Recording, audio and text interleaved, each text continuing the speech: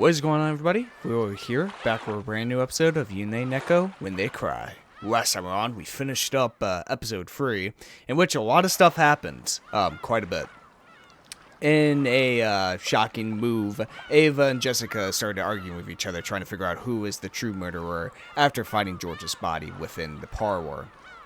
But in a desperate act of, just pure instinct, Ava accidentally shoots by Jessica's eye and she's blinded.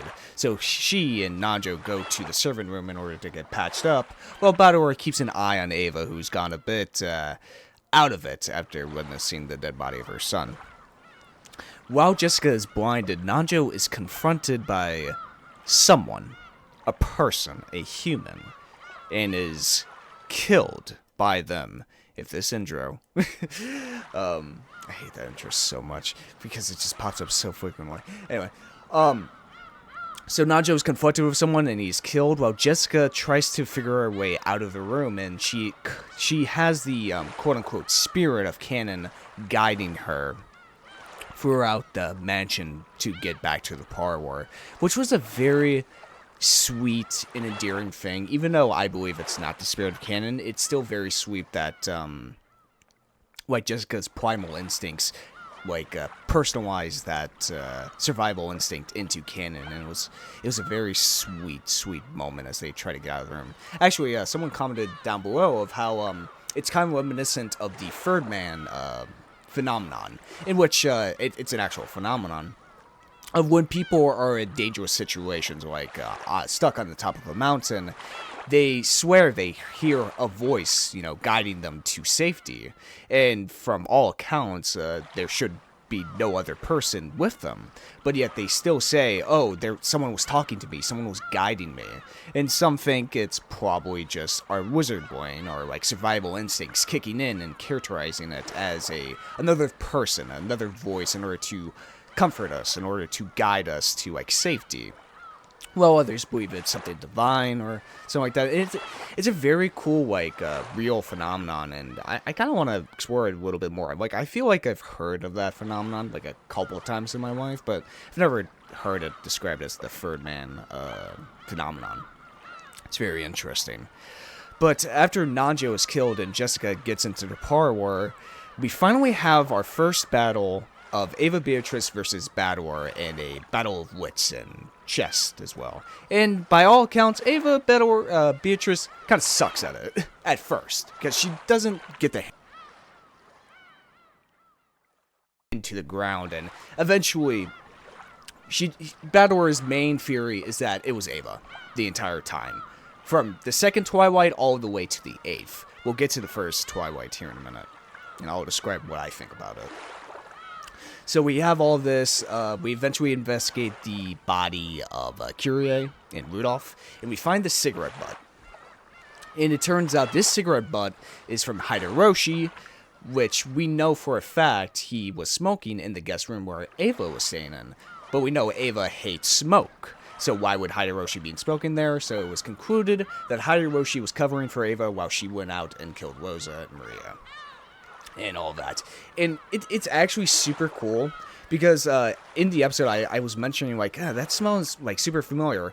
You guys told me I was remembering back to the very first scene of the episode, in which Rudolph and Hideroshi are smoking on top of the boat while Ava is downstairs trying to hide away from the smoke because she doesn't like smoke.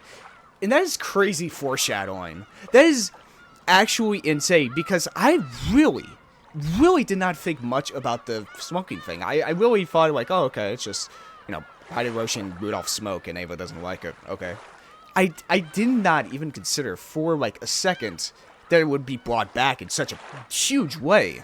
Hell, I didn't even think of the cigarette butt when they pulled it out. I didn't even think of it. I was more focused on the handkerchief and the tissue. And also the piece of receipt paper on Kyrie, or was it on Hideroshi? I think it might have been on Hideroshi.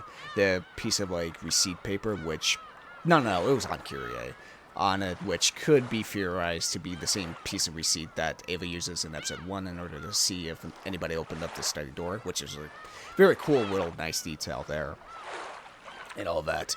But anyway, as we're solving all this, we've probably concluded, okay, it has to be Ava. It has to be Ava. But Ava Beatrice has a trick up her sleeve. Who killed Nanjo then? As she says in The Red Truth multiple times, all 15 people that we know to be dead are dead. They are dead. And the 3 survivors, being Ava, Bador, and Jessica, have no involvement with the murder of Nanjo. No physical, nor, like, just mental. Like, there's no split personalities at all. With that, it wasn't Jessica, it wasn't Ava, it wasn't Bador, since Bador was watching Ava the entire time. And all that. So the question is, there's only 18 people on this island. 15 of them are dead. The last 3 are together. They had nothing to contribute to Nanjo's death. Who killed Nanjo? She says in red text, a human killed Nanjo. He looked him in the eye, or looked at this person in the eye as they killed him. So I've been trying to wrap my brain around this for a while. Of who could possibly kill Nanjo? Who could possibly do it? And there's only like one thought that I can be like, and it's very faulty. It's a very faulty kind of logic I have here, but this is the only one I got.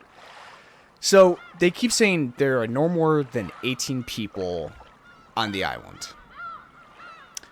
Now I thought, like, what if Ryukushi 07 was fucking with us? Because are the servants, aka furniture, considered people? Obviously not, since they say 18 people, which includes the servants. But what if, I'm just saying this, I'm just going to put this out here. Like, I could be totally wrong, I probably am, but I'm just going to put this out here. What if there is one more person and it's a servant? One more person, just one more person, and they don't consider them to be a quote-unquote person. That is the only way I can figure, like, try to get out of this goddamn web of just this impossible argument. Of that is the only thing I can consider. That or Nanjo. I can't think of anything else. That's the only out I have, is that there's someone, a servant, that's even lower than a furniture. That's not even considered to be a human, to be a person. That's the only thing I got. Literally, that is the only thing I got. But anyway, after all that happens, Ava turns out to be the culprit. She kills Bador within the real world, and that's pretty much it. Then, actually, during this impossible argument, Bador has no fucking idea what to do. He has no retort. He has no comeback. So Beatrice, there's another beautiful scene of, while Ken and Jessica have their final conversation, Beatrice prevents Ava from interfering with it by sacrificing her, like, physical body to it, which was very beautiful scene, very beautiful. And once again, Beto, makes the ultimate sacrifice of saying in Red Truth that witches don't exist, and she explains all of it to Ava Beatrice in order to stop her. And as that happened, Bador covered his ears because he didn't want to know the truth. He didn't want to hear this. He wanted to honor Beto by finding the truth out himself.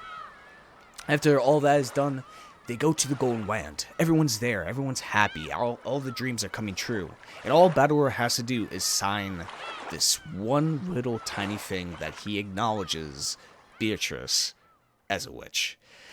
So boom, this woman comes in, and it turns out to be Angie, who we were told was only 6 years old earlier in the episode. And I'm completely confused of, like, she's, like, teenage, and she somehow broke into the Golden Land, and now she's challenging Beatrice in a very similar scene towards the end of episode 1. Challenges Beatrice to yet another game, and she says, like, the same thing Bador says, like, it's useless, and all that. So I don't know what the hell is going on at this point. So yeah, I have no idea about Nanjo, to be perfectly honest with you. I have no idea who that could be, who could possibly be. But, is there anything else to mention? Oh, yes. When Bito betrays Bador at the very end, she expresses emotion at that. She expresses, like, kind of, like, disheartening. Like, like, it kind of breaks her heart of how much she betrayed Bador at the very end, which was very sad. And honestly, I don't... here's the thing. The whole redemption arc for Bito in episode 3, I don't think it's completely fake. There's some emotion to that. Like, I truly feel like... I think she was telling the truth for most of the time. I truly believe that she doesn't know what humans are. Like, I don't think it was all just one big trick just to fuck over Bador. I really don't think so. Because I feel like there's something to, more to Bito. She just doesn't understand how humans operate. She doesn't know how they think. I think there's a truth to that. I really, really do. So, even though it's a very cool, like, twisting of the whole redemption arc for the villain, complete twisting of that, like, fuckhead, yeah, you've seen, like, a million stories about the villain becoming a hero, right? Yeah, the redemption arc, well, fuck you. It twisted all that. But Rikushi 07 is able to do that, like, pretty cool twist, while at the same time, not making it feel like it's completely meaningless. You know what I mean? Like, I feel like Bito did mean some of the things she said. I don't think it was just one big trick for Battle and all that. Another cool fact, factoid, from you guys mentioned to me, is that in the Umineko anime, which, if I believe is right, is only 12 fucking episodes. How the hell can you put all this in 12 episodes? At least with Higurashi, had like 25 episodes in like 2 seasons. Alright, well, Free Gao is like a... It's not... I have no idea what the hell Gao is. Anyway. At least with Higurashi anime, it had like 25 episodes in 2 seasons. But if I remember correctly, the Umineko anime only has 12 episodes. How the fuck they fit all this into 12 episodes? God help me. 20-minute 12 episodes, by the way. I don't even think they're extended. Like, how the fuck? I do not want to watch that. I don't even want to know what the hell they cut out. Anyway, back to what I was saying. There's a funny reference to Hiroshi's brand of smoking, the sticks, cigarettes. Just call it cigarettes, Void. Anyway. It's actually the same brand as Oshi smokes in the Higurashi anime, which, hey, that's a cool, like, little reference. That's pretty funny, I say. But yes, is there anything else I am forgetting? Angie, smoking, no, I already mentioned that. Okay, well, how about we finally get into the tea parties? And I kind of want to know, what the hell happened to Nanjo's body? How did Nanjo die? That's the biggest burning question I have at this particular moment, is what happened to Nanjo? How did he die? Alright, let's get into it.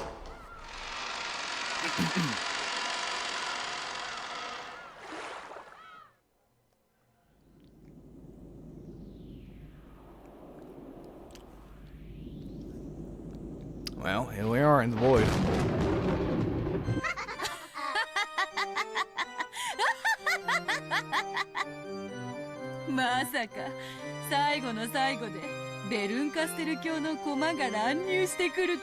Oh yeah, it was Burning Castle. Yeah, like Pizza mentioned that it was Burning Castle's piece with Angie.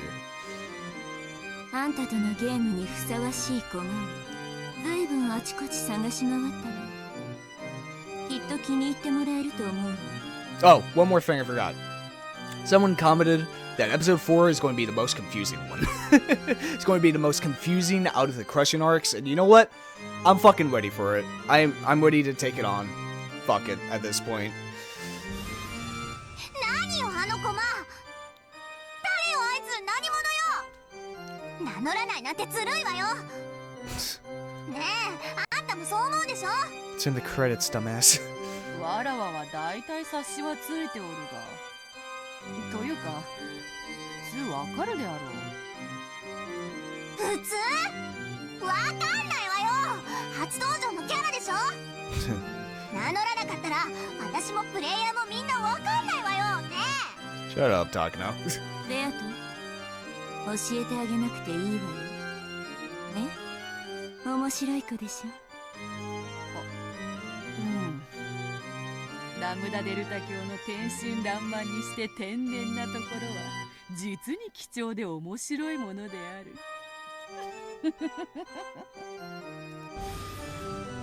何よ何よ、なんで私にだけ教えてくれないのよ、意地悪。じゃあ私だけが気づいたとっておきの秘密を特別に教えてあげるわ。だから教えなさいよ。 Yeah, what a super special secret you have, I'm a Delta. とっておきの秘密とな。聞きたいぞ聞きたいぞ。べーだ、教えてほしかったら先にあの女の正体を教えるのよ。私の知った秘密はすごいわよ。何しろサンタさんの正体が実はお父さんだったってくらいすごいんだから。 Alright. あら言っちゃった。ごめんなさいね。天地がひっくり返るくらいびっくりしちゃったでしょ。ラムダのとこにはお父さんが来てたの？来てたのってどういう意味よ。サンタクロース教は心の綺麗な子供のところへしか訪れないのよ。あんたのとこには来なかったのね。まあサンタクロース教は寛大であるからな。よっぽどの大悪党でもない限りプレゼントを恵んでくださるぞ。Lord Santa Claus. 何しろわらわにもくれたくらいだからな。成長して心がすさんでくると来なくなるのよね。ベアタのとこにはいくつくらいまで来てたの？12歳くらいまでは来ておったぞ。乙女心に目覚めると急にサンタ教が来るのがなんだか恥ずかしくなってな。これまでありがとうございました、もう結構です、だから最後のプレゼントは奮発してくださいと手紙を置いたら来なくなった。ちょっぴり期待したのだがな。ベルンカステル教はいつくらいまで来ていたのか。私すさんでたし、結構早かったっけ。確か9歳頃ね。なんかあのヒゲが無性にムカついてちょん切ってやろうと布団の中で裁縫ばさみ構えて待ってたの。痛いお年頃よね。でラムダデルタ教には物心ついてからサンタクロース教がおいでになったことがないと。普通は小学校高学年から中学校くらいまでの間までは来るものであるぞ。ある意味お医者で見てもらった方がいいわよ。早熟すぎると心身の成長に悪影響があるらしいから。ああ、確かに出てるわね、悪影響。何の話をしてるのよあんたたちは。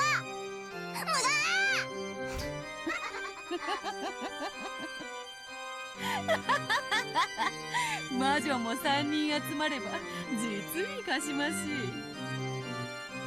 この程度のレベルの秘密じゃ聞く価値もなさそうね。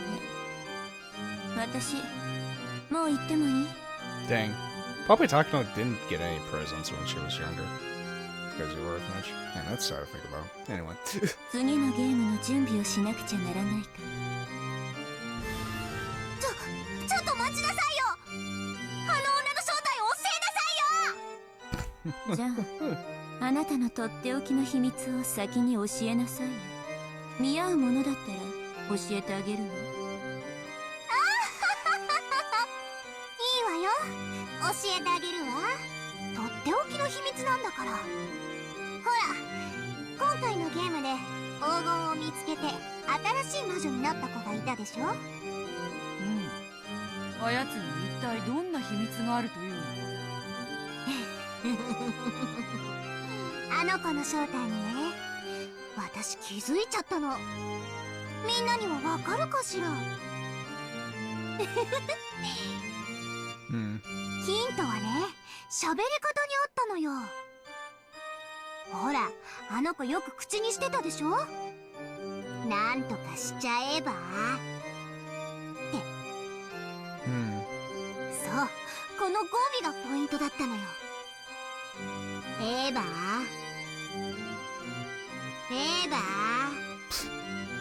そう、あ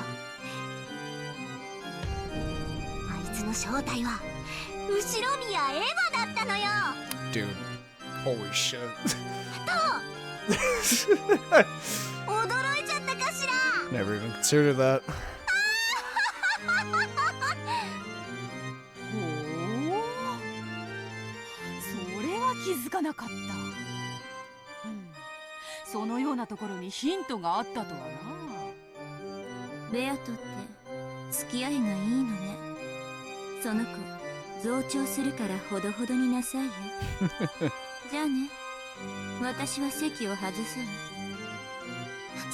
ちょっと私の秘密だけ聞いてあんたは喋んないなんてずるいわよ。あんたもあの女の正体を話しなさいよ。あんたの秘密がすごすぎて釣り合わないわ。じゃあ代わりに私もとっておきの秘密を教えてあげるわ。日暮らしの泣く頃にってゲームの犯人の名前を教えてあげる。言わないで。私今プレイしてるとこなの。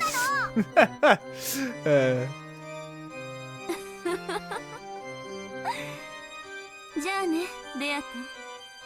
紅茶美味しかったわ。あとお茶菓子のクラッカーだけどジャムのレパートリーが足りないわ。たまにはコチュジャンでも用意しなさい。ロシアンティーにもぴったりだし。じゃあね。そうか、わかったぞ。試してみよう。次のゲームの準備が整ったら要望ぜ。それまでゆっくり戦略でも練るがよい。ええ、そうするわ。今回のゲームはなかなか面白かったわよ。じゃあね。ちょっと待ちなさいよ。教えなさいよ。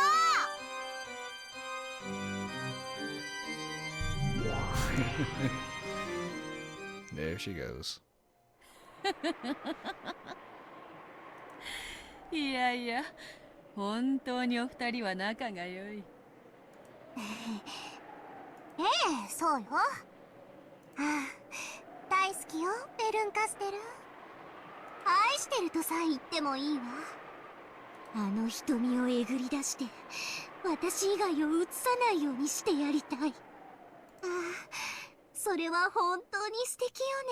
Yeah, they have a special relationship. 紅茶に沈めても素敵かもしれな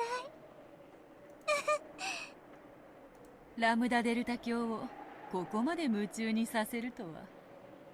わらわも責任重大であるな。しかし今回は実に惜しかった。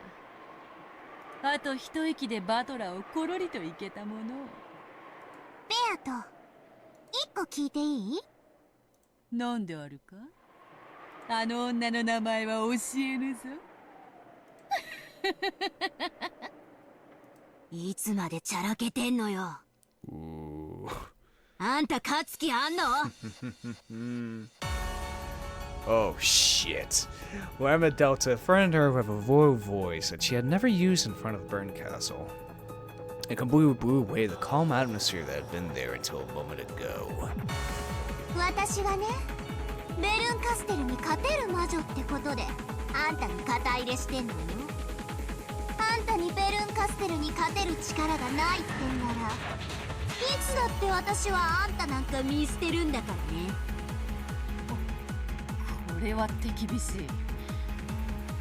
わらわの何がご不満なのか。今日もご存知の通り、わらわのゲーム版は完璧だ。ベルンカステル教には決して勝てはせん。そうよ。あんたのゲーム版は実に見事よ。ベルンカステルが100年はおろか1000年を費やそうとも絶対に勝つことのできない、実に見事な完璧なゲーム版よ。 Just give me like 2 more years to finish this? I think I can do it there. だから私はそれを借りることの引き換えにあんたを魔女にしてやったのよ。私があんたの後見人をやめればあんたはすぐに人間に逆戻り。 Ooh. Made you witch, huh? どんなにすごい魔力を持っていてもあんたはかりそめの魔女でしかないことを決して忘れないことよ。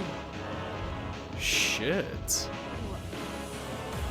分かっておる。そなたには感謝しとる。 That's interesting. Okay. タメ口聞かないでよ。ベルンカステルがいる時は許すけどいない時は許さないわ。あんた最近私の恩を忘れてるでしょ。そんなことはありやっぱ気持ち悪いわ。いつもの喋り方でいい。でも口の利き方には注意してよ。私案外短気ね。話を戻すわ。あんたのゲーム版は実に完璧。ベルンカステルを容易に任すことができるでしょうよ。しかしあの子は簡単に屈服しない。何度でも挑んでくるわ。問題はない。ラムダデルタ教のお墨付きではない。わらわのゲーム版はそうよ、完璧よ。プレイヤーであるあんたも完璧ならね。それはどういう意味か。どういう意味？ Ooh. 私が聞きたいくらいよ。あんたのゲームには遊びが多い。 Oh. それは時にベルンカステルを煙に巻くからあんたなりの策略なんだと私も最初は思ってた。でもなんだか違う気がするの。あんた勝てる試合をもてあそんでるんじゃなくて勝っても負けてもどうでもいいって思ってるんじゃないの？ Ooh, yeah. バカバカしい。そんなことあるわけもなかろうが。いいこと？あんたの役目はベルンカステルを屈服させることよ。つまりゲームに永遠に勝者でいること。あなたが絶対の勝者であり続けようとする限り私は絶対の魔女としてあなたに力を与えるわ。でももしあなたが自らの敗北の可能性を否定しないような戦い方をしているなら話は変わるわよ。もちろんこれはゲームである。わらわが勝てばベルンカステル教が負けるように向こうが勝てばわらわが負ける日もあるだろう。常に敗北の可能性はあり得る。だからこそわらわはだからあんたは使えないのよ。あんたはゲーム版である必要なんかない。ベルンカステルを永遠にここに閉じ込める鳥かごでさえあればいいの。 Wow. 鳥かごの役目は中の小鳥を絶対に逃がさないことよ。たまに抜け出せてしまうような隙間のある鳥かごに何の価値が？無論ゲームを勝つためのもの。そしてわらわが負けることはありえない。故にわらわは勝ち続けようぞ。お望み通り永遠に。いい返事よ。それでいいわ。策略としての遊びやフェイクは許す。今回有効だったところもあるしね。でもね、もしあなたが勝ち以外を望むような指し手をしたらその時は素敵な覚悟をなさいよね。そのようなことはせぬ。スカウト。もともと魔女ですらないあんたが本当はどんなにみすぼらしい存在だったかいつだって思い出させてあげるんだから。 Jeez. 私の期待を裏切ったらその時に楽しい罰ゲームが待ってるわよ。100億のかけら世界の中から最も惨めなかけらにあんたを送り込んで封印してあげる。 Goddamn crazy あん eyes. たはもともとが惨めだから惨めなかけらも実に選びがいがあるわ。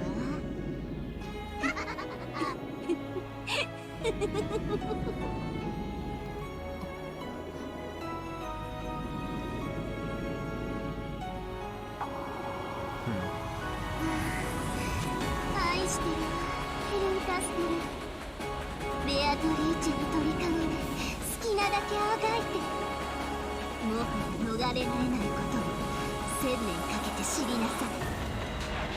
そしてあなたが屈服したら私の手のひらでしか泣けないようにたっぷりと仕込んであげるんだから。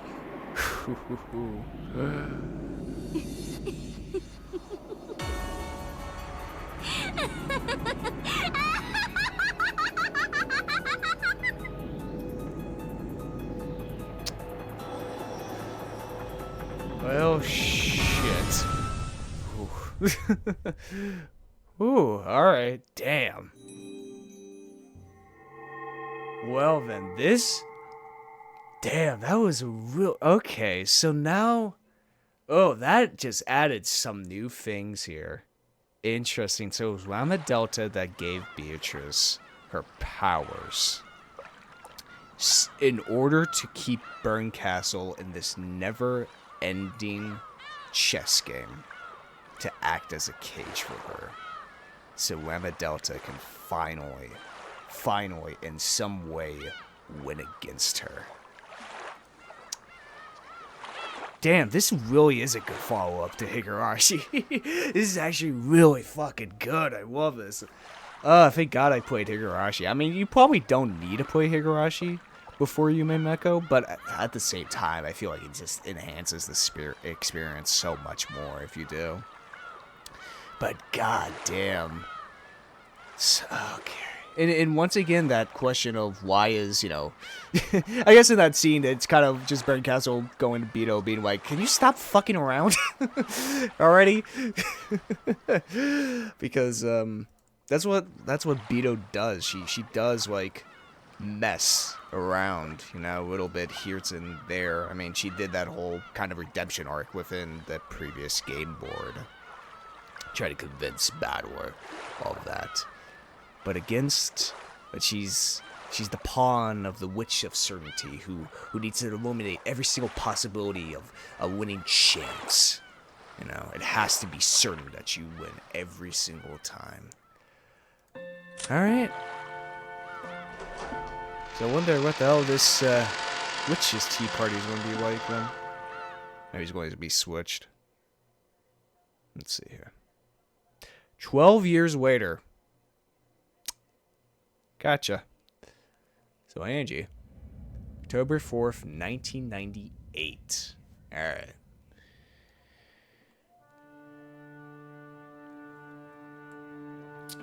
A monotonous electronic sound kept on repeating. The room was covered with hygienic tones. In other words, an emotionless white. It was a room at a certain university hospital. Neither her doctors nor the person herself had any doubts that this room, which had a price so high that no commoner could afford to spend a single night there, would be the last room she ever saw. Was the person on the bed Ava? That's what I'm thinking. Even if someone told you that was so, she was unbelievably aged and worn out.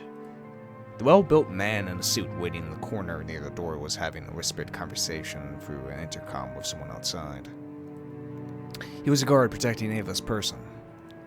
After telling the person on the other end of the intercom to wait, he approached Ava's bed. Ava had been awake for a short while. However, she stared at a single point in empty space, as though her mind was not in the same place. Ange さんが下のロビーに到着しました。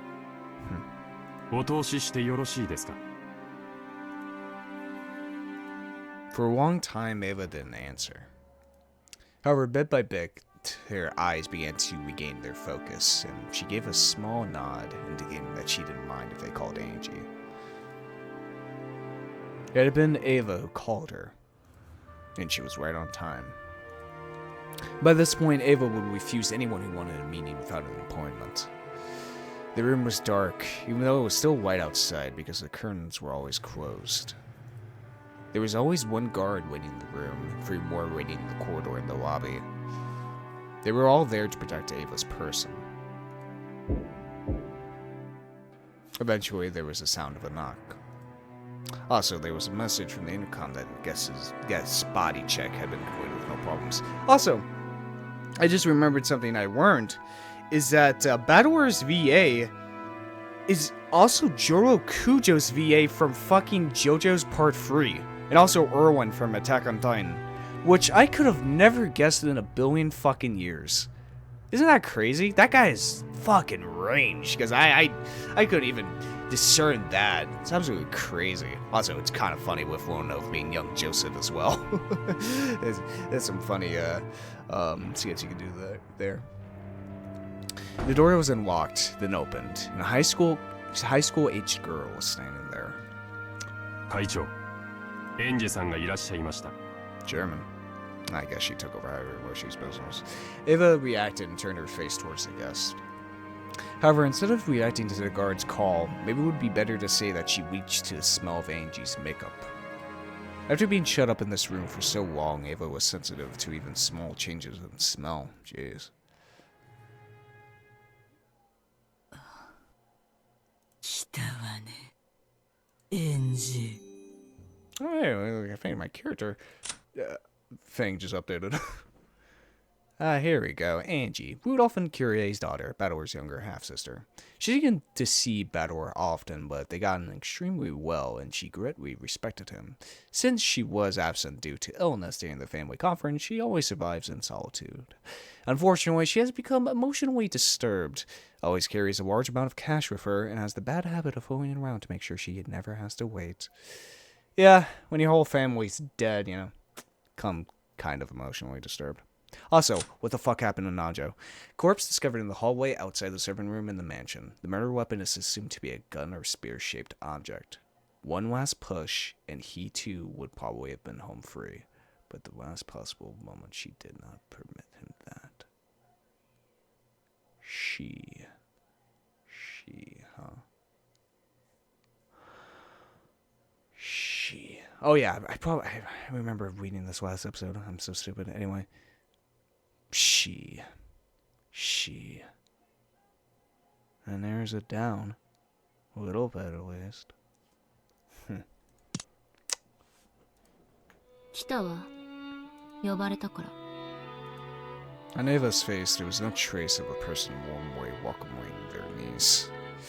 And on Angie's face, you can see the expression of a one pleased to meet with their aunt. Ava waved her arm, which had grown as thin as a withered branch, and motioned for the guard to leave. The guard bowed silently and went out into the hall. 暗い上に空気もひどいわ。カーテンでも開けたら。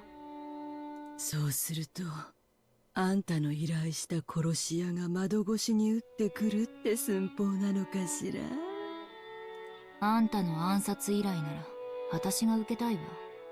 家でのんびりほんの一月も過ごしてれば勝手に任務が終わるもの。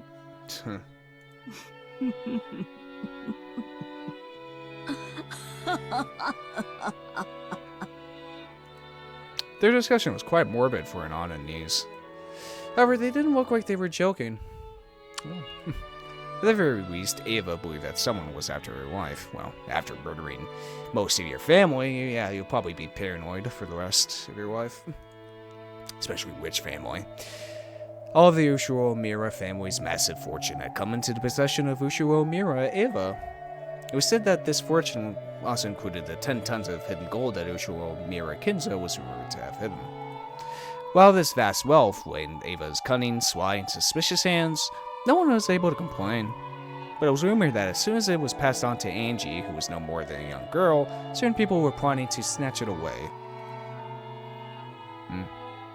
But now Ava and Angie were Kinzo's only descendants. If Ava died, all of the wealth would go to Angie. And if Angie were then to be killed as well, that wealth would go to the family of Angie's mother, Kyrie. In this sense, not only Ava but Angie as well were in a position where it wouldn't be odd at all for their wife to be targeted by some unknown person. And Ava had hated Angie for a long time. This was because she knew that, after losing her only precious son George, the inheritor of her own wealth would be none other than the girl who had been absent at that family conference 12 years ago. And who had survived. Ava shunned Angie, disliked her, and even hated her. She isolated Angie in a special school and separated her from the youth and happiness normal people have, trying to keep her as a pet until death. Jesus. However, Ava had succumbed to incurable illness, and ironically, her remaining life was estimated to be the same as Kinzo's had been at that family conference 12 years ago. Both Ava and Angie hated each other. Even though they were each other's last blood relatives, they hated each other so much that they hoped the other would die quickly. それでわざわざ呼びつけて何の用？私はもう長くないわ。ヤブ医者どもは未だに私が盛られた毒が何かも検出できない。わかってるの。Probably the guilt you have. きっと某国の諜報機関で使われてた秘密の暗殺薬なのよ。ああ、私は殺されるのよ。殺されるのよ。よかったわね。もうじき死ぬわよ。そうすればさぞやあなたの胸がすくでしょうね。かわいそうな人。This always happened. They immediately deviated from the main topic, distorting it into a more unsettling discussion. Ava, who was absolutely paranoid, believed that someone was always after her life. And in actual fact, after inheriting the vast wealth of the usual Mira family, she had used wild methods just like Kinzo had done in the past, repeatedly making money by any means necessary and creating many enemies along the way. With a massive supply of capital, she had plotted to aggressively buy businesses that were starting to have rapid growth, making them buy it back at a high price under the guise of reconciliation. Wow. Ironically, it was the same type of action that her husband's company had been hit with 12 years ago. She had repeated this constantly for 12 years. She had also earned a lot of hatred. If her husband had heard of this from beyond the grave, he might have defended her, saying that the loneliness from losing her family fueled her actions. However, of all the people who knew her now, none would defend her. For some time, Ava eloquently spoke of how her wife was being targeted, listing off names of people who hated her, and sneering at the fact that she still hadn't been killed. Even though Angie heard her own name included in that list, there was no particular change in her expression. She waited indifferently for Ava to tire herself out. 私はね、憎いのよ。あんたが。光栄ね。私もよ。ジョージのために築いた未来だった。それをあんたにかすめ取られるなんて。ルドルフの娘に奪われるなんて。私は悔しい。子も残せず財産すらも奪われるなんて、それが私には許せない。だったら財産全部お布施にでもしちゃえば。500度踏んでた宗教系の連中はどうしたのよ。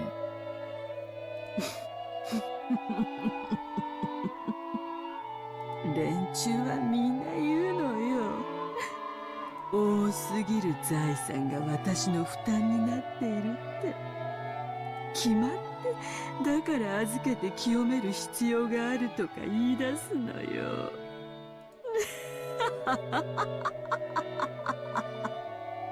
それで思いついたのよ。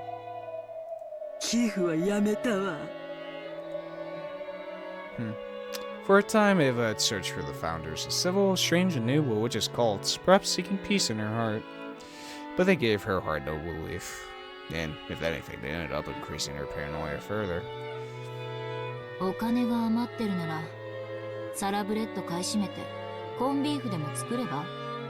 それよりもっと面白いことを思いついたのよ。いろいろ悩んだわ。どうやればあなたをひどい目に遭わせられるかをね。殺してしまおうとも思ったわ。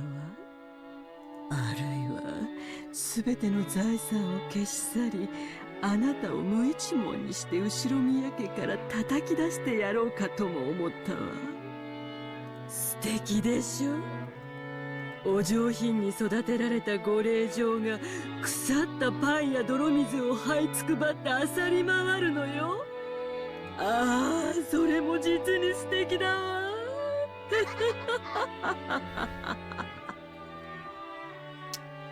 Using that damn laugh, that MP3, and that it really shows that other personality, aka Ava Beatrice, whatever, has truly consumed her. Now she's kind of like Beatrice and how evil she is, you know, like not donating to charity, just holding on to wealth and hating her niece until while on her fucking deathbed, you know. 楽しい？楽しいわ。あなたを怯えさせるのはね。でももうじき私は死ぬわ。だから私が死んだ後もどうやってあなたを苦しませ続けるか考えたの。そうしたら案外単純なことだったわ。それをあなたに話したくて呼んだのよ。そろそろ中間近いんだけど、手短にね。あなたに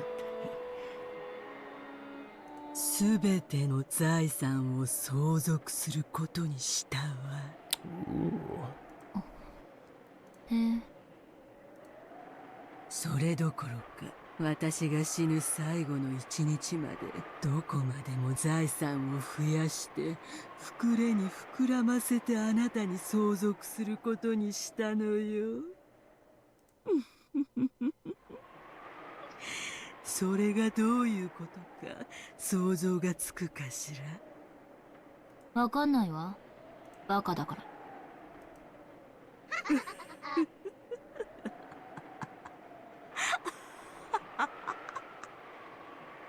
そうよね。わかんないでしょうね。楽しみにしてなさいよ。本当に楽しいわよ。お金持ちは。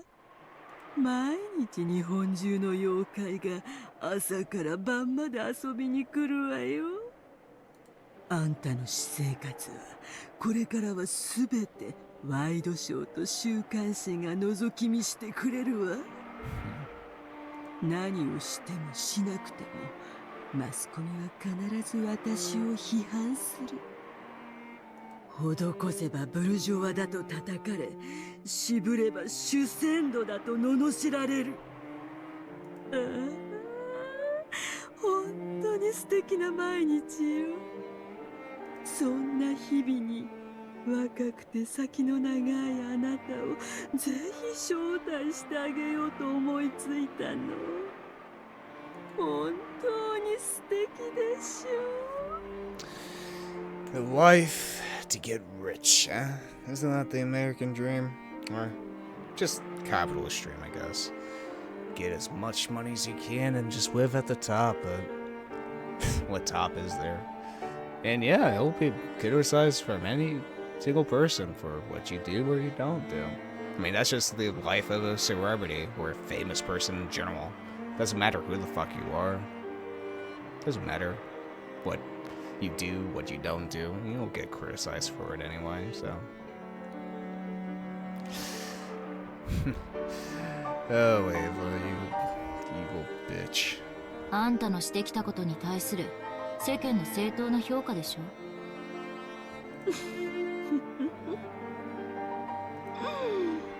そうね、そうでしょうね。いいわ、好きなだけ私を罵るといいわ。そしてその評価をあなたが背負うのよ。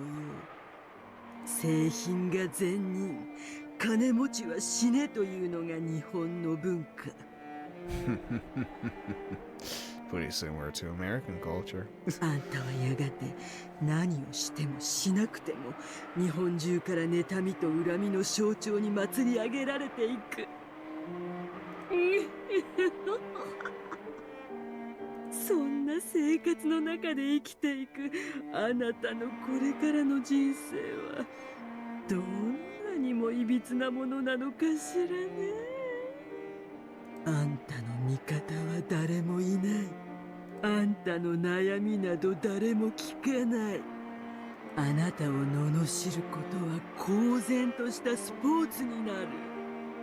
そしてそれを誰も止めない。ああ、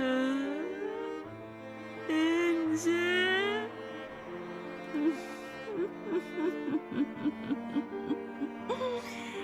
ああ、本当に楽しみよ。あんたはどんな人生を送ってどう終えるのかしら。世界中の誰も信用できず、誰も愛せず、誰とも語り合えない人生をたっぷり満喫しなさい。その苦労話を持って地獄へ落ちてくるのを私はのんびりと待っているわ。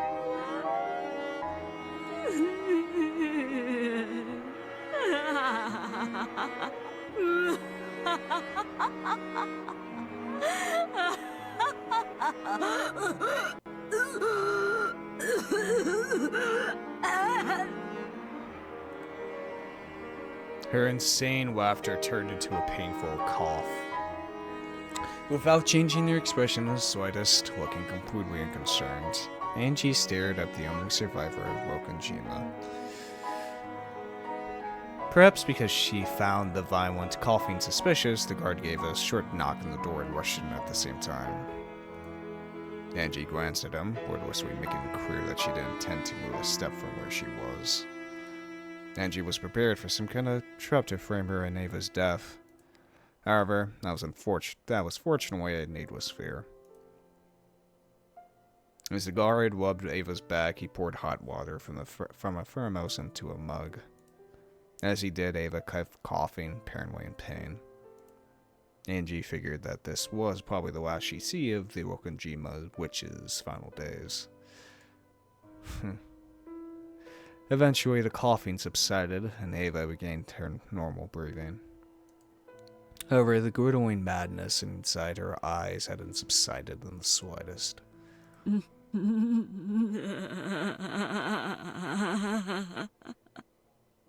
あの呪われた莫大な黄金と後ろ三宅投手の家督。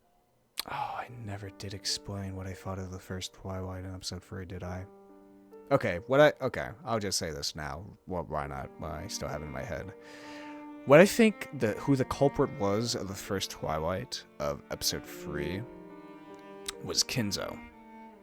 That's the only one that would make sense to me technically, since he would know where to get the keys, all the master keys, and the servants, you know, he probably got one of them to kill the others, like, let's say, Genji. Something like that. And once he killed Genji, he had to kill Cannon, which is why he had the chapel key while he was in the furnace room. And he was planning to kill somebody else in it as well. He painted the magic circle on front of the door or whatever, but he accidentally, by accident, fell into the furnace and burned to death. That's what I think of who did it. It had to be Kinzo, since, first of all, I just want to mention this as well. We've seen twice now, and this is the only character that I can think of right now, that we've seen Kinzo both burnt, absolutely burnt, and also dead in the furnace room. Twice now we've seen that. So that means Kinzo and the furnace room, there's some connection there. like, Kinzo specifically has to die in there. Well, in episode 2, we didn't really see, Kinzo die until the very end. That's the only exception. But for some reason, Kinzo has to die in the furnace room. And he has to be absolutely burned to death. So I wonder, like, is it Kinzo going down there, or is it the culprit bringing his body down there? Either to burn him or something else. Like, I feel like there's a connection between Kinzo and the furnace room. And I don't know what the hell it is at this moment, but it's something just to keep in mind for me. そして黄金の魔女ベアトリーチェの名を今こそあなたに譲るわ魔女の名にふさわしい狂って歪んだ生涯を楽しみなさい Beatrice, a cursed name, like Grendel, the comic series, if you guys have ever read that. And also JoJo's as well. JoJo's has that theme of generational trauma, as the JoJo name is passed on from generation to generation, forcing those people born with the star on their back to fight against evil and lose many people along with them. And it culminates in part 6 with Stone Ocean, but I can get a whole discussion of that. But I've always liked the idea of the generational name, or generational story, at least, like kind of with Castlevania as well, of this family line cursed to fight against evil or what have you, or be something else in the many different forms that could be in. This is kind of an example of that, of the name Beatrice being passed down and pretty much cursing anybody who wields it, who has that title, that name, into a life of insanity, of pain. そんなのいらないわ。それより教えて。あの日、六軒島で何があったの？事故があったなんて、私は信じない。あの日に何があったのか、父さんと母さんと兄さんがどうして死んだのか、本当のことを教えて。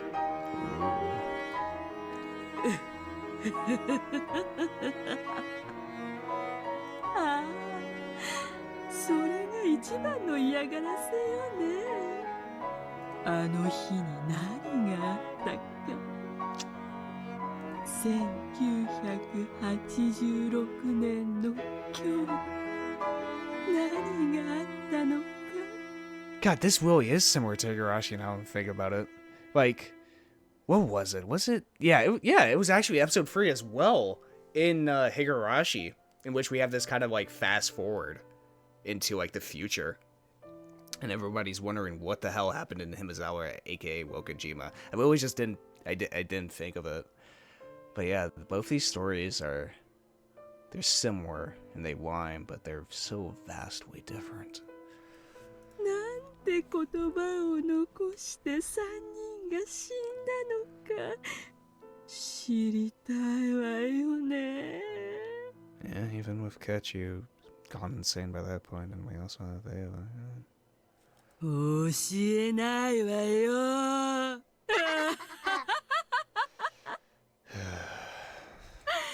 呪われた黄金は残す。でもね、あんたが望む真相は私が地獄まで持っていくわ。You bitch. それがあんたにできる一番の嫌がらせよ。悔しい？聞きたければ地獄まで行ってあんたの家族に聞いてみるといい。なら今すぐ死なないとね。今すぐへそでも噛んで死んじゃえば。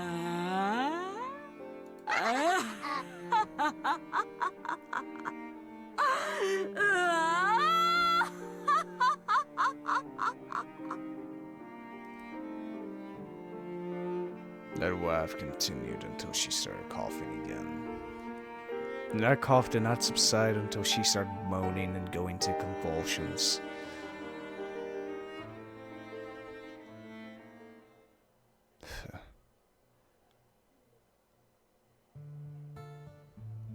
October 4th, 1986.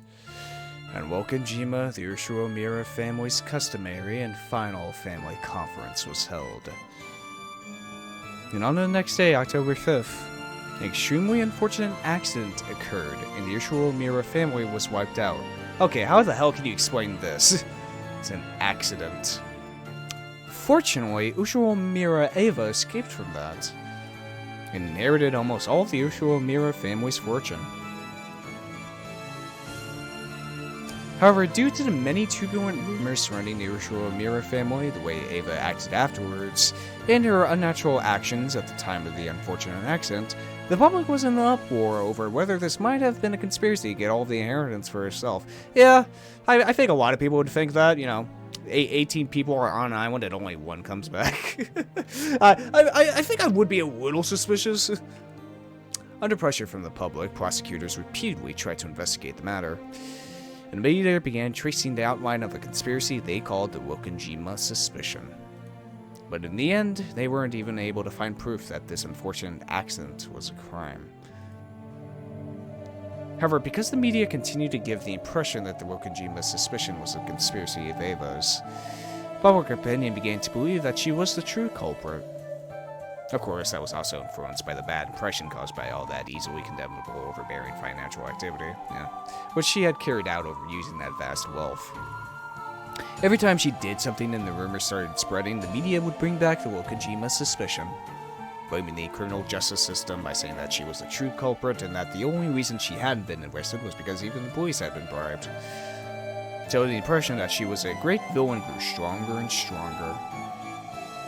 Her heart eventually degenerated, and ironically began to transfigure her into the kind of human that the public expected. By now, Eva had no one she could trust, and no family. After her beloved husband passed away, the talk shows occasionally mentioned his company, saying that it was run recklessly while criticizing and disgracing its former accomplishments. Even her beloved son, George, was dramatized as the stereotypical witch-crazy son that the public expected. No one even wanted to know what a simple and honest character he had possessed. As to how much of this hurt Eva and ran her to ruin, no one cared. The public was only interested out of curiosity about how the super witch evil woman who killed her and whole family lived her pitiful later years. So that happened more and more, and eventually, Eva's personality was transfigured until people started calling her a lunatic. It was said that this sometimes reminded her of her father, whom she had once admired in his later years, and that she laughed at herself with scorn. And on the day of that final family conference, because Ushiro-Mira Rudolph's daughter, Angie, had been sick and had stayed with her mother's family, she had not participated. At the age of 6, she had lost her family and gained Eva as her guardian. Since Angie had become Eva's only blood relative, Eva took very good care of her. She had imposing guards surrounding Angie's person at all times to prevent her from coming to harm. Angie had even her right to play with friends, to come home from school together, and to enjoy the seasons together stolen away, so that she can live a full and pleasant school life. Eva had sent Angie to an elegant boarding school that took care of her every need, completely isolating her from the world. Once again, another goddamn cage that this family likes to have. That's a theme here. It's always cages, when the human Beatrice was trapped in that other mansion that Kinzo set up for her, which Beatrice is commanded by Rema Delta in order to create this cage for Burn Castle. And Eva creating this cage around Angie in order to prevent people from harming her, creating yet another bird cage. And it's ironic, too. The symbol of the Ushiro-Mira is being called the one-winged eagle. It's fitting, actually. With only one wing, an eagle can't fly, and is forced to stay on the ground. She didn't even know the popular songs that girls her age might hum. She was never given a chance to enjoy window shopping with her friends or stuffing her mouth with crepes, much less an encounter with a member of the opposite sex to make her heartthrob. Angie did not have a single friend. If anyone curiously acted friendly with Angie, they would be scolded by the guards or else the teachers. All of them were strictly ordered not to let the shabby humans approach the daughter of the esteemed Ushua Mira family. During that time, the talk shows were always mentioning Ushua Mira, Ava, always spreading rumors about her countless financial misdeeds. Those who knew who her daughter was naturally began to keep their distance. Even now, she was called a witch at school, and anytime something bad happened, even if there was no proof, it would be whispered as though it were absolute truth that she had imposed her will on the school staff. The environment makes the person. By now, she had a heart as wild as those around her feared. No one trusted her, so she never bothered to believe in anyone. Yeah. Once everyone thinks you're the devil, why not just become the devil? What's the point? No one loved her, so she never even tried to love. Even when Ava caught an incurable illness on top of all this, it was whispered that this too was a conspiracy, and this time Angie was set up as the mastermind. Everyone whispered that the daughters of witches are witches too. Even the talk shows and the weekly magazines whispered that. So Angie too accepted it as though it was obviously true. Therefore, since she already believed that she was a witch, when she heard that the name of the Golden Witch was being turned over to her, she only felt like saying, "You just figured that out now?" However, she was at least sure of one thing. The title of which title of which she had inherited would definitely never be inherited by anyone else.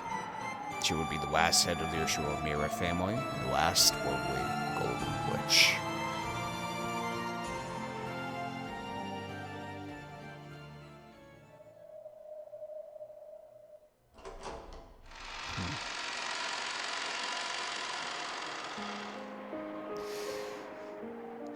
It is something to say about, public perception, all that. I mean, it's witch people. Obviously, I guess it's just designed in our brains, especially in capitalist society. Maybe it's just part of humanity all this time to hate those who are on top. Be it jealousy, be it maybe jealousy only, or just hatred of what they do with their wealth, aka do nothing or do something with it. We paint these humans as not people, as just monsters. Maybe it's deserved, maybe it's not. Who knows? Who cares? They're rich. They can just buy their way out of it. They can do whatever the hell they want, and there's nothing we can do. All we can do is scream and yell and talk about it. That's all we can truly do. Yet we hate them so much, and maybe because of that hatred, it turns them into these monsters who do horrible things. And just something to think about, really.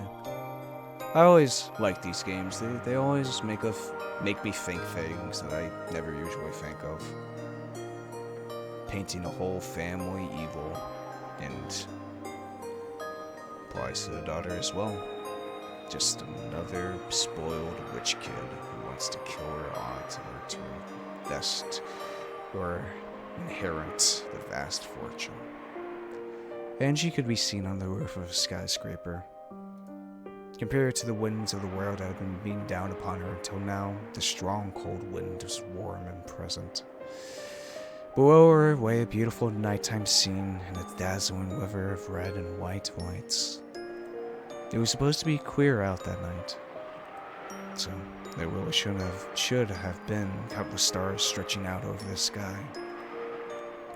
However, the light from the ground was too bright so you couldn't see them at all. Angie couldn't help but think that what she truly sought must lie in that unseen starlight. The world of reality below her looked so far away from her here. She could imagine that this place was the closest to the world she really should be in. There was only one thing that Angie cursed. Why had she not been able to go to that family conference on that day 12 years ago? Even though if she had gone, it would probably have been possible for her to stay with her family forever. Lately, she'd been dreaming about her family over and over again. The person I was 12 years ago calls out frantically, urging them not to go to the family conference. But both Dad and Mom are too far away, and my hand won't reach them. Battlor Nissan always loved me a lot, and he'd always pat my head. But even though it looks like that hand's about to touch me, even it does not reach. For some reason I started having that dream over and over. Every time I had that same dream, I uselessly try to stretch out my hand even more forcefully over and over. Even if only Battlor Nissan had lived, then perhaps we'd at least be able to support each other in my cold and lonely reality. But his hand never reaches me. Even if I climb to the roof of this tall building, I'm so far away from all of them. A mysterious girl appears in my dreams and urges me. She urges me to find the truth of what happened 12 years ago. Burn Castle really is episode, well, more episode 4 really. 父さんたちにあの日何があったのかを知ることができたなら帰ってきてくれるの。せめて誰かが。There's no way that anyone would answer that question for her. I get it. In this world, I have no family or friends. So, let's go. Let's go home. To where my family is. Oh no. From the start, Angie's figure had been on the other side of the fence. The scenery below her eyes was distant, beautiful, and so fantastical that it actually didn't give rise to fear.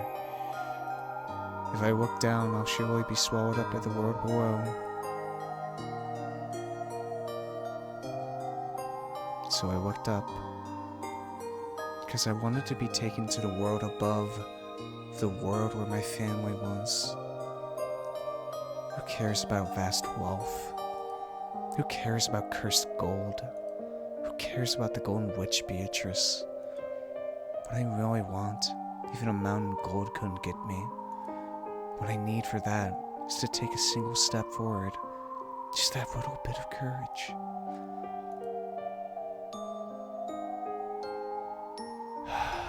At that moment, I definitely heard a voice. It was a voice I knew. The voice that had called to me in my dreams for so long.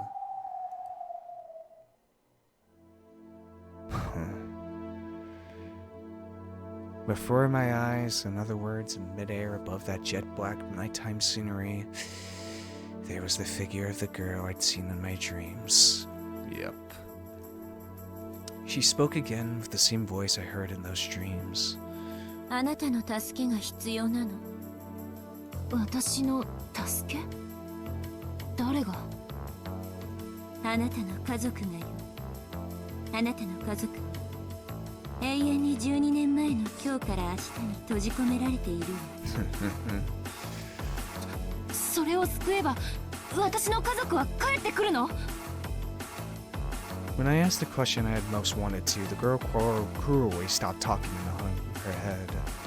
それは約束できないの。できる。黄金の魔女ベアトリーチェ。強大な相手。私に太刀打ちできない。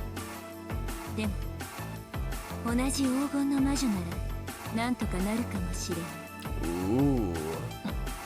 何の話かわからないわ。1986年のベアトリーチェに太刀打ちできるのは1998年最後のベアトリーチェだけ。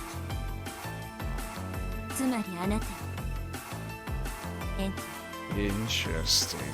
エンジェ・ベアトリーチ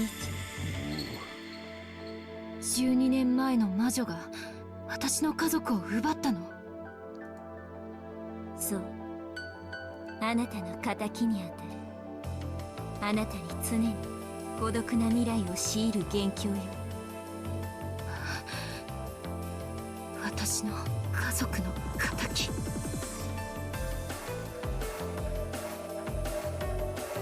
見返りにあなたの望む最も理想的な世界、家族の帰ってくる世界のかけらを探してあげるわ。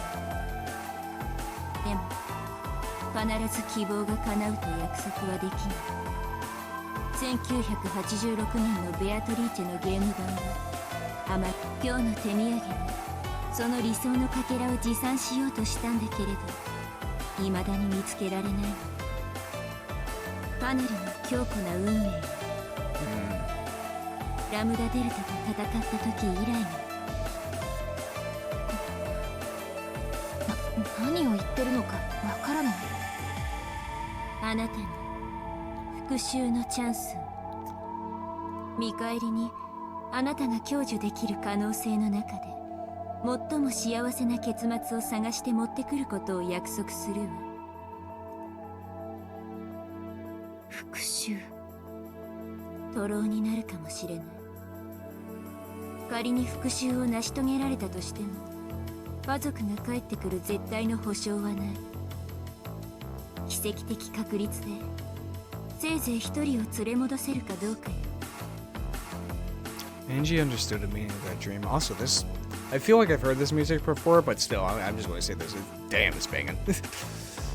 The dreams where it seemed that, with just a little more stretching, her hand might be able to reach at last, battle with Nissan. 奇跡的な確率でもそれはゼロよりは高いのよね。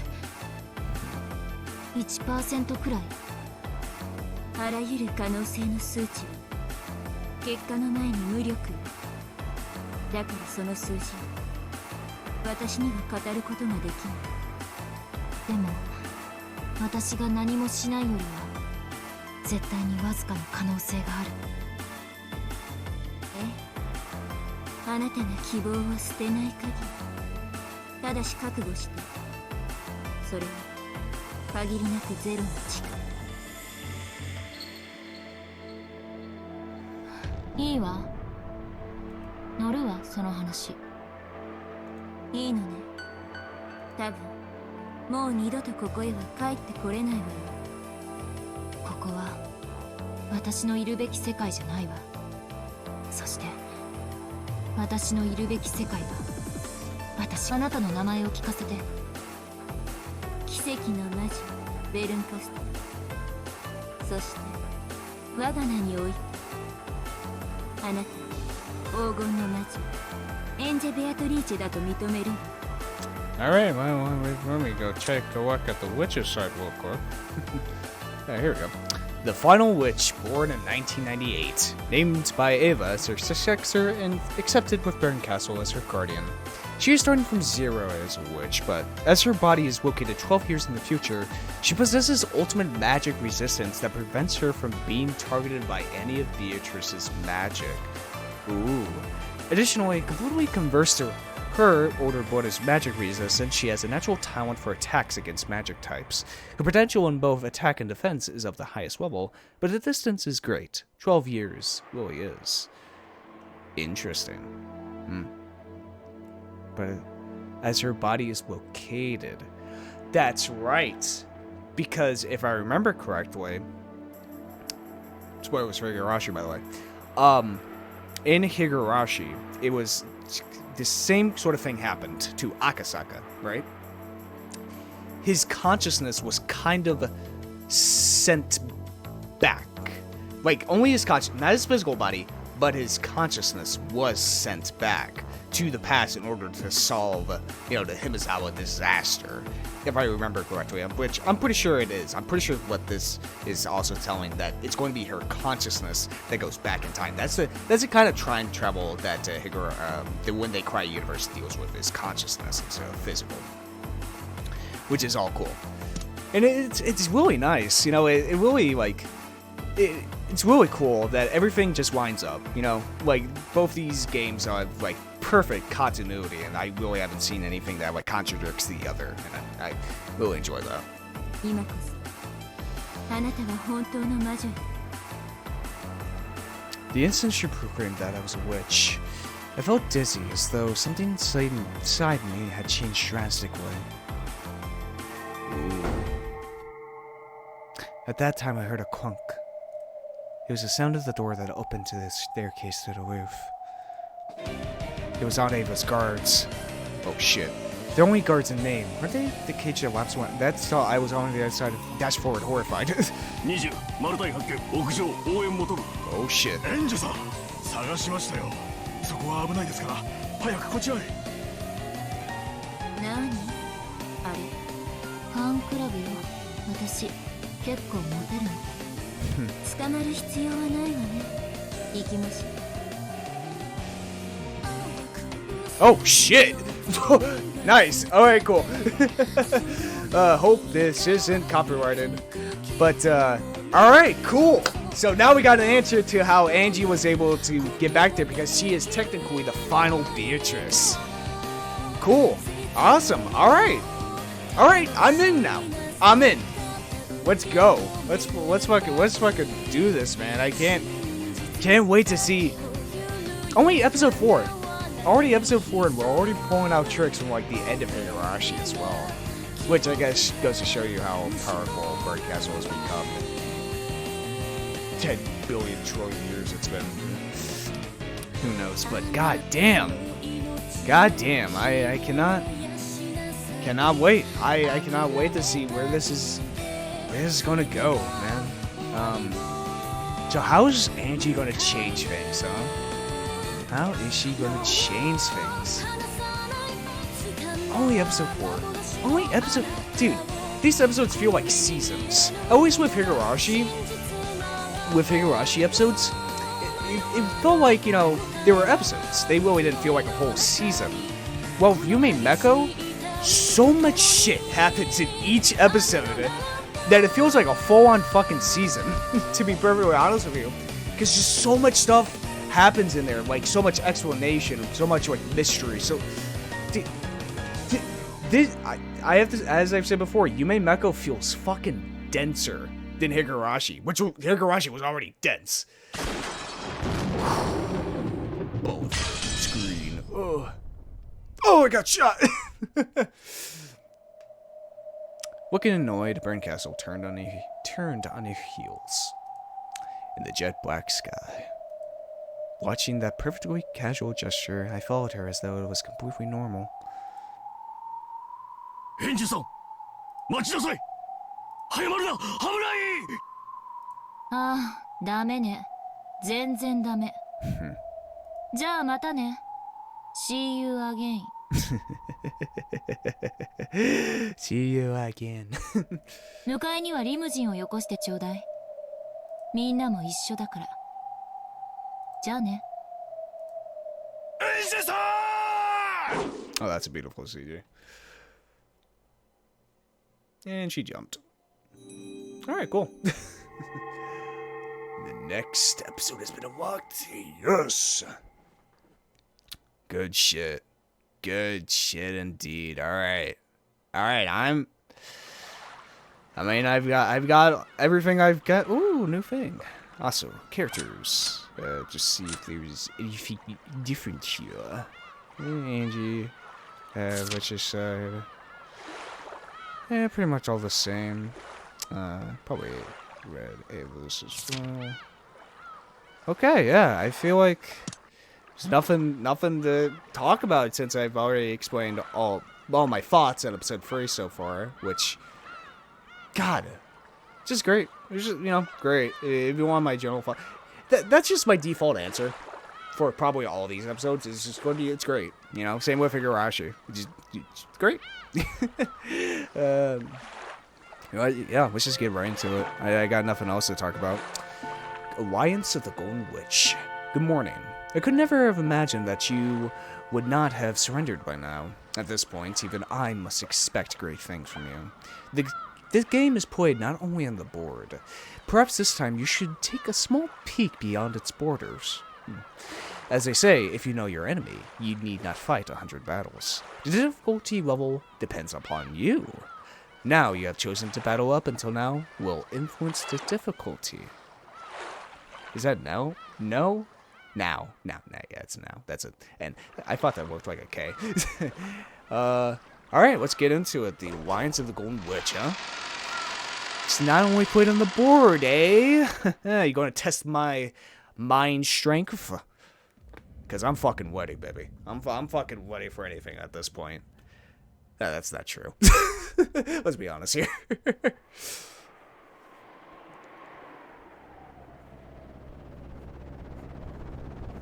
Helicopter. October 4th, 1986.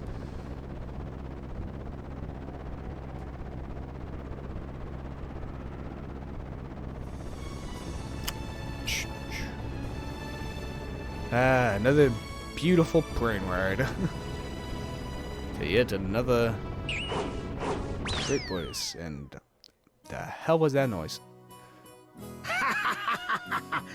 大丈夫かバトラ君 Ah, shit, I sweat on this banana. もう地上やでこれ以上は落ちへんで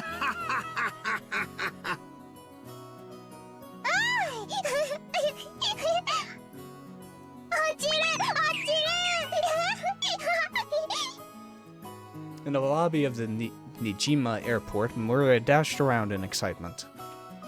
Battlers upward and plane must have been hilarious. こらマリア、いい加減にしなさい。ごめんねバトラ君、気を悪くしないでね。情けねえ男だなお前は。でけえ図体して相変わらず乗り物はダメなのかよ。うるへえ人間誰しも苦手なもんの一つや二つあるもんだぜ。バトラ君、今度おばさんと一緒に海外旅行に行きましょうよ。ヨーロッパとか行かない？半日も飛行機に乗ってればきっと克服できるわよ。No matter what, this fucking Butterworth's always gotta like vomit after either being plane or boat. 母さんもよしなよ。バトラ君の乗り物嫌いはきっと遺伝だよ。ああ、アスムさんの？あいつどういうわけか乗り物系がダメでな。自転車と車以外はほぼダメだったぜ。どこか遠出しようとするとあれはダメだこれはダメだ怖い怖い落ちる落ちるギャーギャーとうるせえ女だったさ。子供は親が苦手がるものを危険だと学ぶものです。きっとバトラ君はアスムさんのそういうところを見て乗り物は怖いものだと覚えてしまったんでしょうね。アスムさんの遺伝子ってわけかしら。さあな。だとしたら迷惑な遺伝子だな。アスムの話はよせ。今ここにいるのはお前だ。そうだろ。そうね、ごめんなさい。おいハイヤーが来たで。ちょうど3台や。乗るで乗るで。落ちる落ちる。パラシュートどこパラシュートどこ。こんにゃらー。待て待て待ちやがれ。くすぐりの刑に称してやる。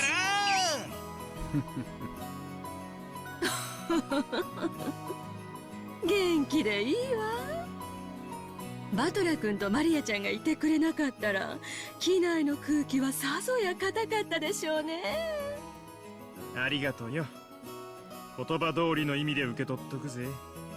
ほらガキども、タクシー来てるぞ。お遊びは後にしろい。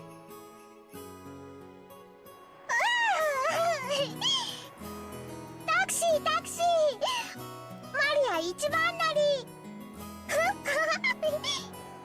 こらマリアもバトラ君ももうはしゃがない。人にぶつかるわよ。 The tone of Anna Wilson's voice grew a little frightening.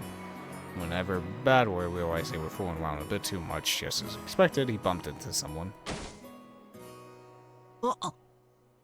すみません。バトラ君たちはあっちの車だよ。待たせちゃってるよ。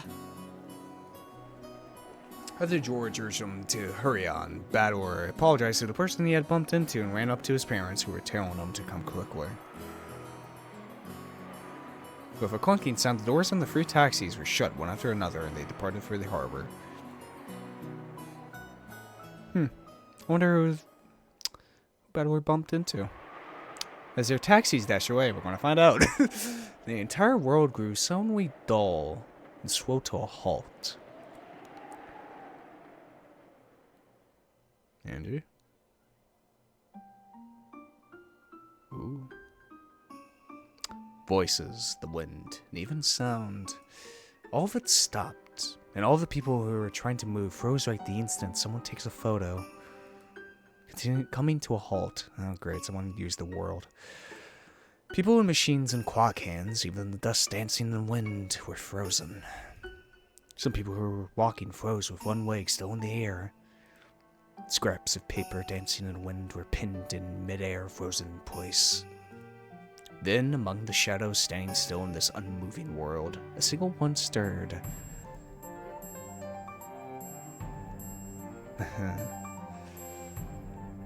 It was a girl.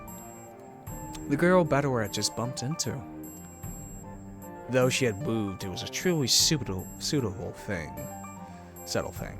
Her gaze dropped, her shoulders forward a minuscule amount, and she sighed. That was all. In a normal world, that probably wouldn't even been taken as movement. But in this still world, it looked very out of place. Then something else moved. There was a black cat wandering around the shadows near the taxi rank. It came up right behind the girl, and leisurely changed its form into that of a human. Of course, Castle cat. Nyan nyan. This was no cat. It was a witch. Of course, the girl was also a witch. As the witch stood still, her gaze still downwards, she muttered, みんなが六軒島へ行くのを私は止められないのね。止められないわ。1986年10月4日に、あなたはここにいない。私がここにいたなら、みんなを止めることも不可能ではなかったの。6歳の女の子がどう立ち回れば彼らを引き返させることができるのか。私には想像もつかないけれど。そうね。もしこの場にいたなら確率はゼロではなかったわ。ゼロでない確率ならば私は奇跡を探し出せる。私が体調を崩して置いていかれなければ。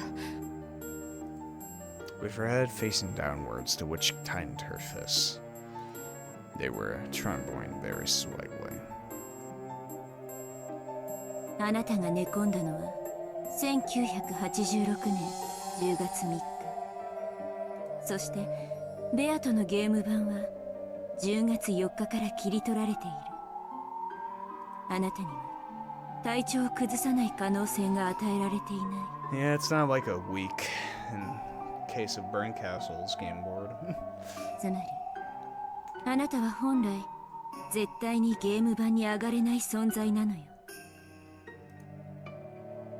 恩着せがましくてありがとう。分かってるわ。こうしてお父さんやお母さんやお兄ちゃんの元気そうな姿を見られただけでも、これはとても素敵な奇跡なんだって分かってるもの。Angie had tried to stand in the way of her family, attempting to stop them from leaving the airport and heading towards Rokujima. However, it was impossible for her to exist on October 4th, 1986, so she couldn't do it. Even though her brother had only bumped into her and apologized. Even though he hadn't known that she was his sister, it had been such a miracle that she could cry. Aw.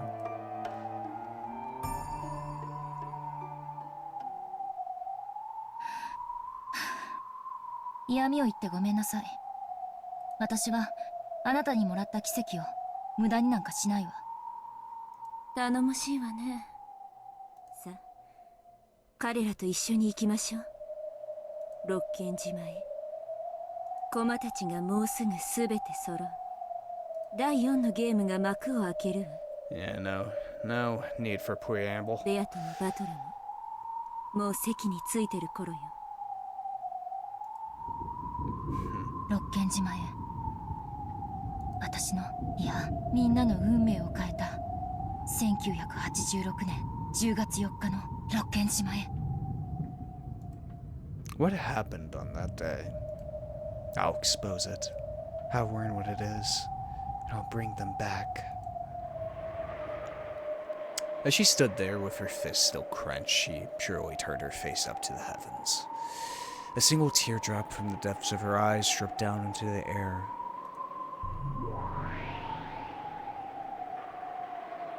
And when time started moving again, the two witches' figures were swallowed up by a blowing gale and erased in an instant.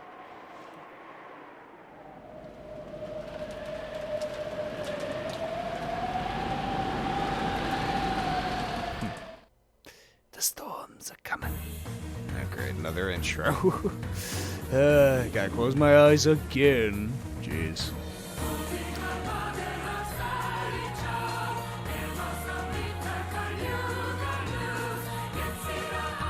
I wish I could turn this off, to be honest with you. At least in Higurashi I could turn off the OP so it wouldn't get spoiled, but what can you do?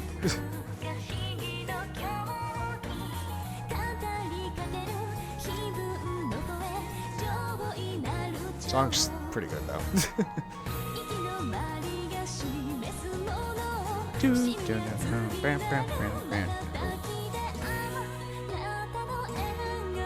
There's probably so many spoilers. Who knows what I'm missing?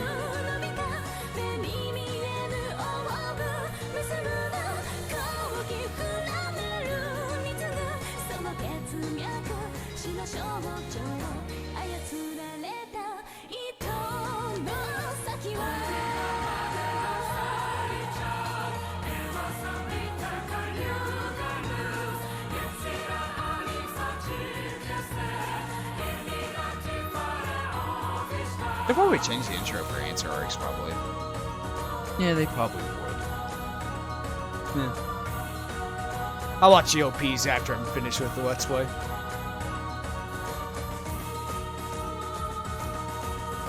Oh, I haven't even seen the Higurashi OPs yet either. Anyway. Alright. The new guest. Meanwhile, in the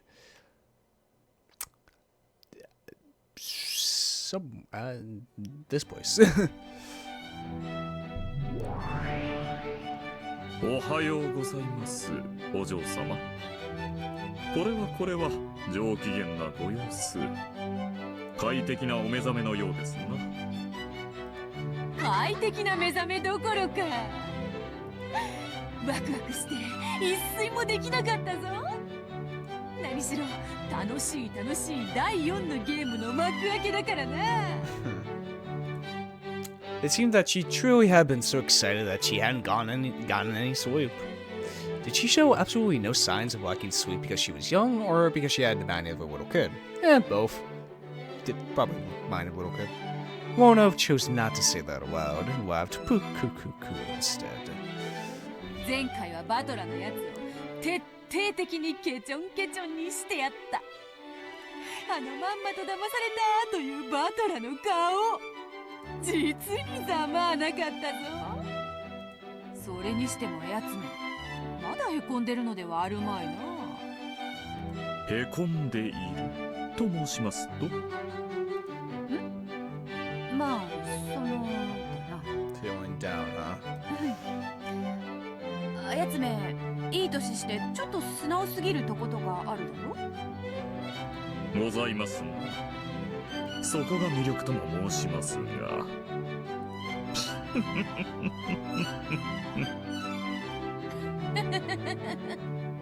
そうであろう。まあ、それでだ。前回のあれ、あやつにコロッと引っかかってくれたであろう。コロッと豪快に。生まれてからただの一度も人に騙されたことのない無垢なバラのつぼみにも似た純粋さをお嬢様が存分に蹂躙を。 Yep, he did. Bitch. 冬の朝、美しき新雪の平原を存分に駆け回って踏みにじり尽くす喜びにも代え難いでしょうな。お嬢様はバトラ様の純粋な心を実に痛快に豪快に無残に無慈悲に無教養に実はちょっぴりやりすぎちゃったんじゃないかななんて不安になってしまうくらいに暴虐の限りを尽くされましたと。普通ならへこむでしょうな。それはもう二度とお嬢様の顔も見たくないくらいに。分かっておるではないか。わらわはそのだな、いよいよ第4のゲームが始まるというのに、もしもあやつが意気消沈していて卓につかないというようなことがあったらまた面倒だなぁと思い、そうならば先に対策を準備した方が良いかと思い、お前に先にそれを問うたわけだ。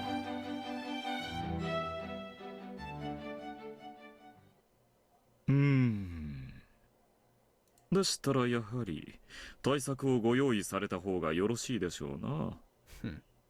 残念ながらバトラ様はお嬢様の例の北風と太陽作戦でかなりショックをお受けになったようです。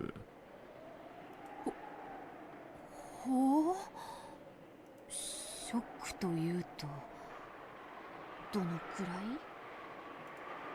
らい？ Ito lowered her voice slightly, asking timidly. Uno followed suit and lowered his voice in the same way. 実は膝を抱いてうずくまられてもうだいぶになります。何度かお声をおかけしたのですがお返事をされません。お食事もお運びしたのですが手を触れた様子もありません。それは難儀だな。あやつそこまでへこんでおったか。無理もありますまい。何しろお嬢様が徹底的におやりになられましたからな。いや、普通なら人間不信になりましょうな。ほう、人間不信なら好都合。人間など見限って魔女を信じるとよいぞ。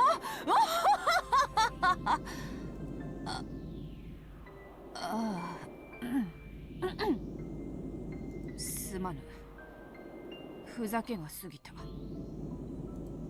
Ito tried to joke about it, but the situation seemed to be quite serious, so that even she took the hint and hid her laughter.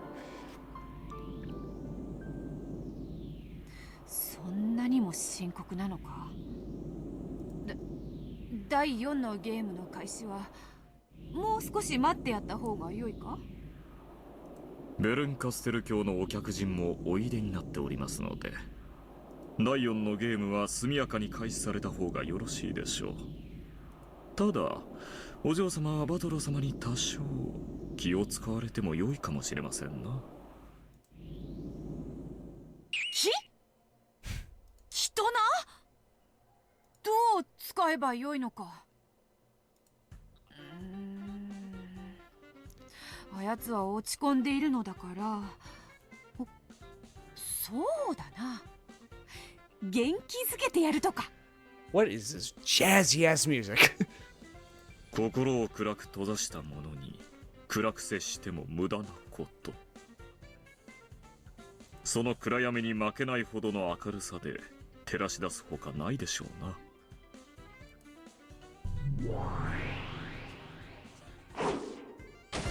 Even as lyrics. しっかりしよう、いい加減にしやがれ。バ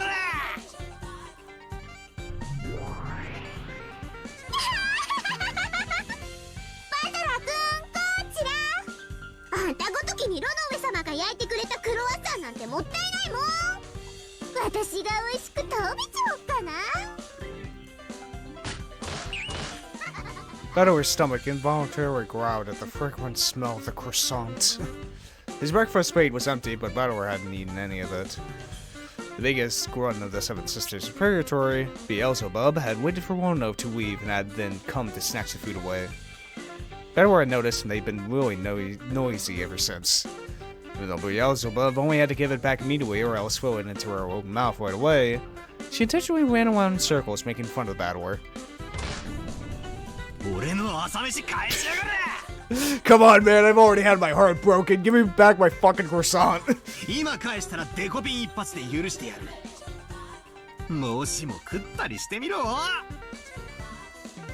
代わりにお前を食べてやるぞって私を食べられるものなら食べてごらんなさいよ。 Whoa. きっとパンケーキの蜂蜜のように甘いから。捕まえた。今はてめえの太ももよりそのパンが食いてんだ。God, Battler's awesome. Even more than your おとなしく fight. そいつを返しやがれ。ふっかギギギギギギギ。こいつ最後まで抵抗を。ダメよダメよ、あげないもん。クロワッサンも私に食べてほしいって思ってるもん。 Give me the goddamn croissant. イエーイ、ヤッホー、はよーバトライ。 Umineko When They Cry is filmed in front of a live studio audience. こいつ朝っぱらからまだくよくよしてるのか。 Speaking of audience, I know there's a Umineko stage play. Apparently Japan really loves their stage plays. You know how many fucking stage plays there are of like anime and games? It's actually insane. I think there's even a Trails fucking stage play in Japan. Japan really loves their stage plays anyway. But I wonder how the Umineko stage play is, because I'm very curious on how they would, you know, do it realistically, especially with these introductions with other, you know, the same characters but in different points of existence or whatever. But god damn, this music. 新しい一日とゲームの始まりであるぞ。元気出して行ってみよう。 Let's get our spirits up.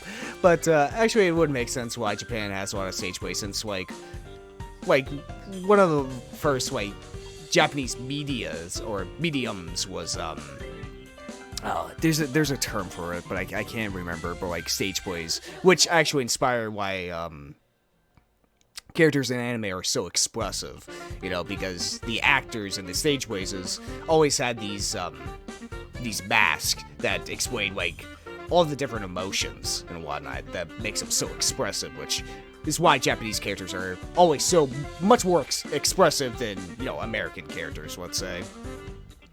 You know, I always thought that was interesting. And hell, there's even that type of stage play where it's only like one person narrating and being all the characters, which is actually kind of funny for me since I'm a Let's Player, you know. It's only me talking. Well, voice actors, but, you know, sometimes there is no voice actors at all, so I have to voice it, so... You know, I wonder what the hell that's called. I'm forgetting the name right now, but it's a very interesting type of stage play. Japan is very interesting with its stage plays. Anyway. She flung the door open. Like a marathon winner drawn on a certain caramel box, with her hands held high in an idiotic cheeriness, Bitsu appeared. For some reason, flags from around the world and confetti scattered about, perfectly completing this magnificent entrance. Battler and Beelzebub, who had been fighting over the croissant, completely forgot about their argument, speechless.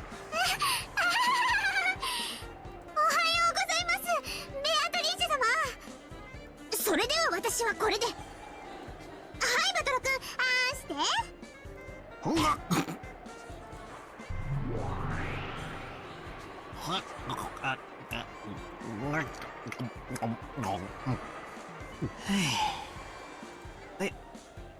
よう、おはようベアト。朝から絶好調なようで何よりだ。God, even this fucking music, it just does feel like a sitcom. Bito and Battlor looked at each other. It seemed neither had a clue what was going on with the other. バトラどういうことだロノウェイ。元気そうじゃねえかよ。膝抱いてないし返事してるし、というか食事中だったし。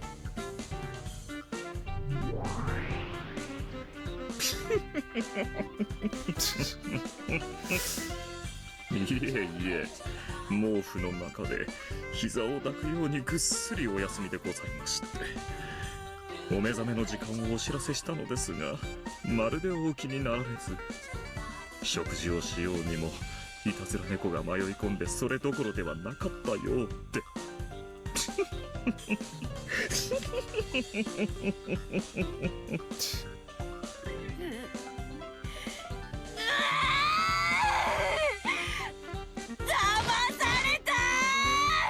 Now you feel that pain.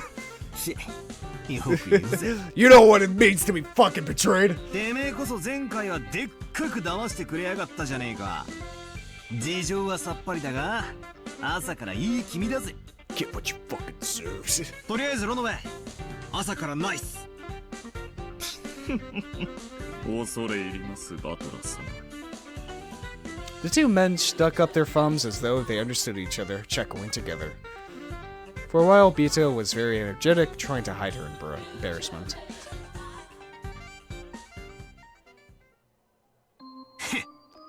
俺をあんまり舐めるんじゃねえ。まさか俺が膝を抱いて、まだいじけてるとでも思ってたのかよ。前回あれだけ悔し涙を流しておったのはどこの誰だというのか。あの涙をたっぷりと小瓶にでも集め、化粧水にすればよかったわ。うるせえや。あれはてめえの下手くそな芝居の超展開にちょいと驚かされちまっただけだ。みっともねえとこ見せちまったが、二度と同じ手が通用すると思うなってんだ。無論よ。同じ手に何度も引っかかってわらわを失望させるな。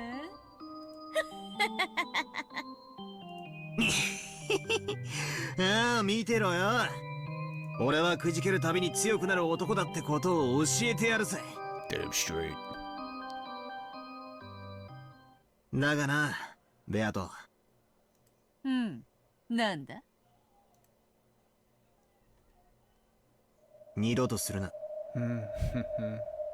ほう、なんでだ。やはり絡めては苦手か。俺とお前は敵同士で絶対に手を取り合うことはないってことを俺はもうはっきりと理解した。だからもう二度とそれを勘違いさせるような不愉快な真似をするな。 Don't make me fucking care about you, damn it. そうは言うがな、そなたの弱点と知って。Bito thought they were still joking around, but that tone had disappeared from Battlor's expression some time ago. Bito felt as though his eyes were like the surface of black tea that had cooled down. いいな、二度とするな。わからんぞ。忘れた頃にまたやるかもな。No. 二度とするな。Pierced by his strong and forceful gaze, Bito held her tongue. Maybe she was certain that Battlor would break that silence with laughter. However, Battlor's serious expression didn't change in the slightest. So to break that silence, Bito had no choice but to start laughing herself.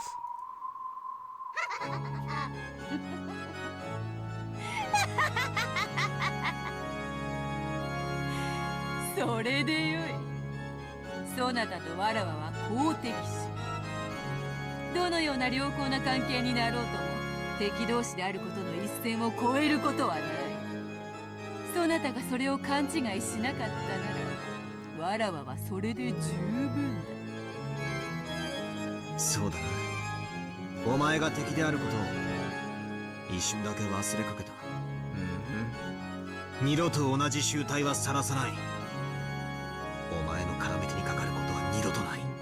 I'm gonna let you break my fucking heart again. 二度と。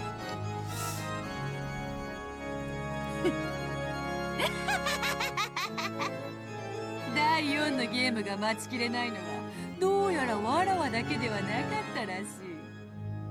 嬉しいぞバトル。さあ席につけ。ああ、望むところだぜ。もう小手先の騙しは効かねえぞ。生きがるな。前回のゲームの最後の謎、南條殺しの謎も降参したままのくせに。Well, what the hell you want me to do about that one? 今はまだ答えを保留するさ。だがな、くじけたわけじゃねえぞ。Yeah. 必ずお前の真っ赤な真実を破り、魔女を否定してみせる。良い心意気だ。やはりそなたは不死鳥のごとき男よ。わらわの見込みを裏切らぬ。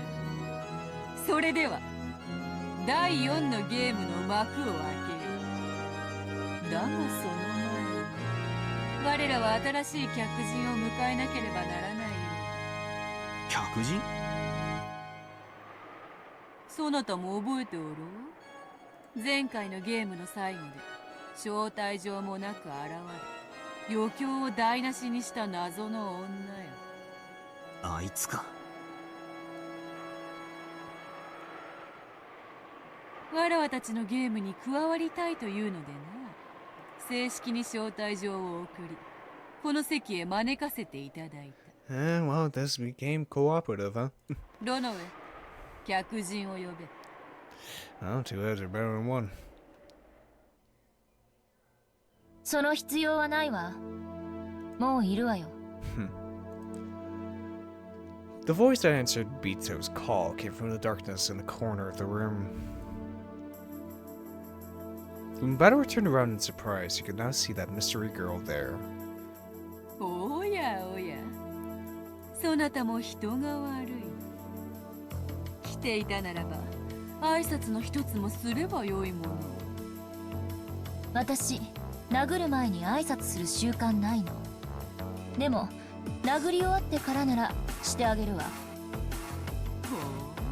あ、なんとする？軍内、ハバナイスドリー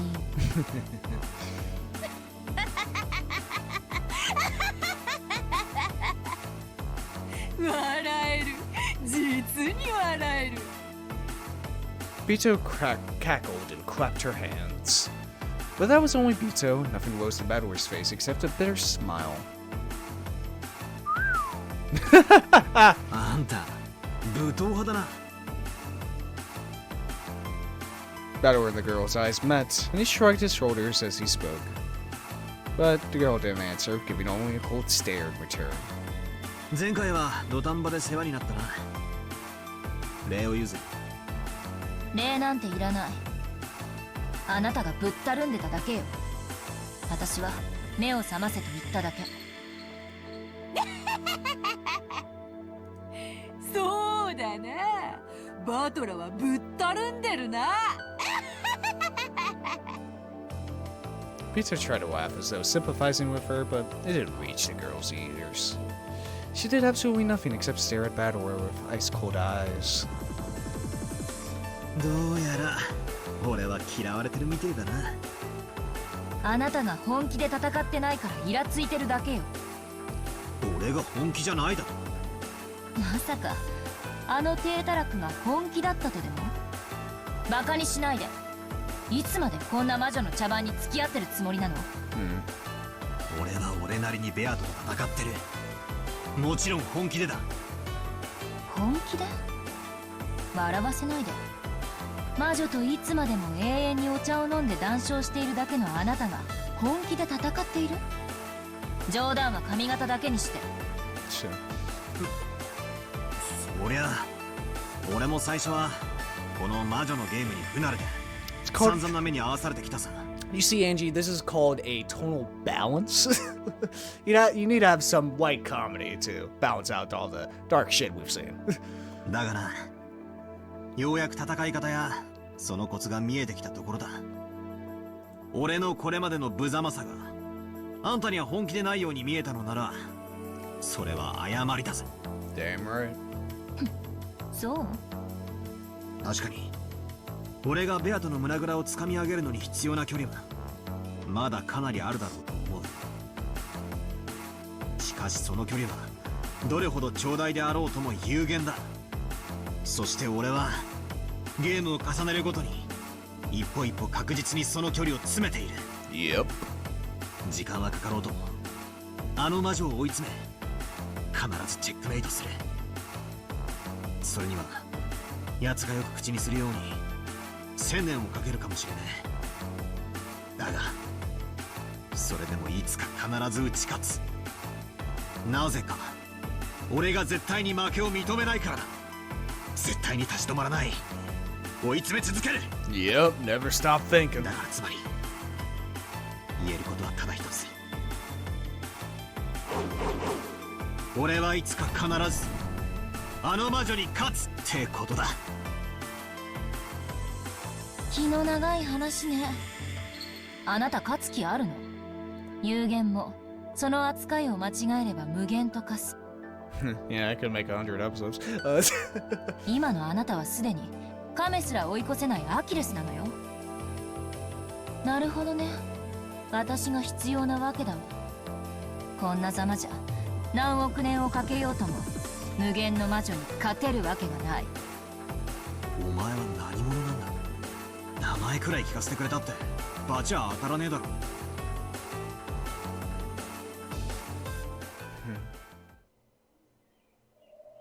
At that point, the girl fell silent, gazing straight into Bador's eyes. At first, Bador flattered under the firmness of that look, and his gaze wavered slightly, but then his eyes gradually began to be sucked into the pupils that were staring at him. And then, inside those eyes, he saw a light that he'd seen some time before. Bador was struck by how strongly they resembled the eyes of a girl who definitely couldn't be here, even though that was completely impossible. そんなバカなとは思うんだが、なぜかそんな気がするんだ。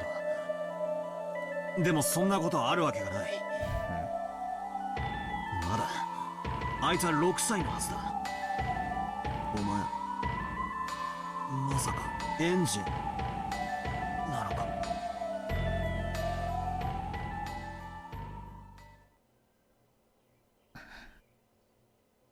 そうだと言ったらあなたは信じるの？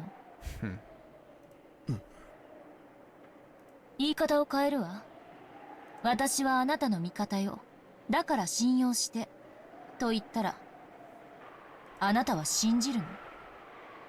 初対面の正体不明の女が自分の知人になんとなく似ているからという理由だけであなたは無条件に信用してしまうの？そんなお人よしだから前回のゲームであっさり騙されて悔し涙をボロボロこぼすことになるのよ。あなた自分で言ったわ。その子は6歳なんでしょ？私が6歳に見える？にもかかわらず私がその子だと実証したならそれを鵜呑みにするの？それを言われると弱えな。すまん。そうだな、俺はお人よしだ。そいつを前回のゲームで思い知らされたはずなのにな。お前が言う俺が本気じゃないってのはそういう意味か？そうよ。あなたは魔女と戦っているつもりでしょうけどただ慣れ合って遊んでいるだけ。チェスで仲良く戦って遊んでいるだけなのよ。あなたたちにとってそれは真剣勝負でしょうけれどそれを離れて見ている私には仲良くルールに守られてただ遊んでいるようにしか見えない。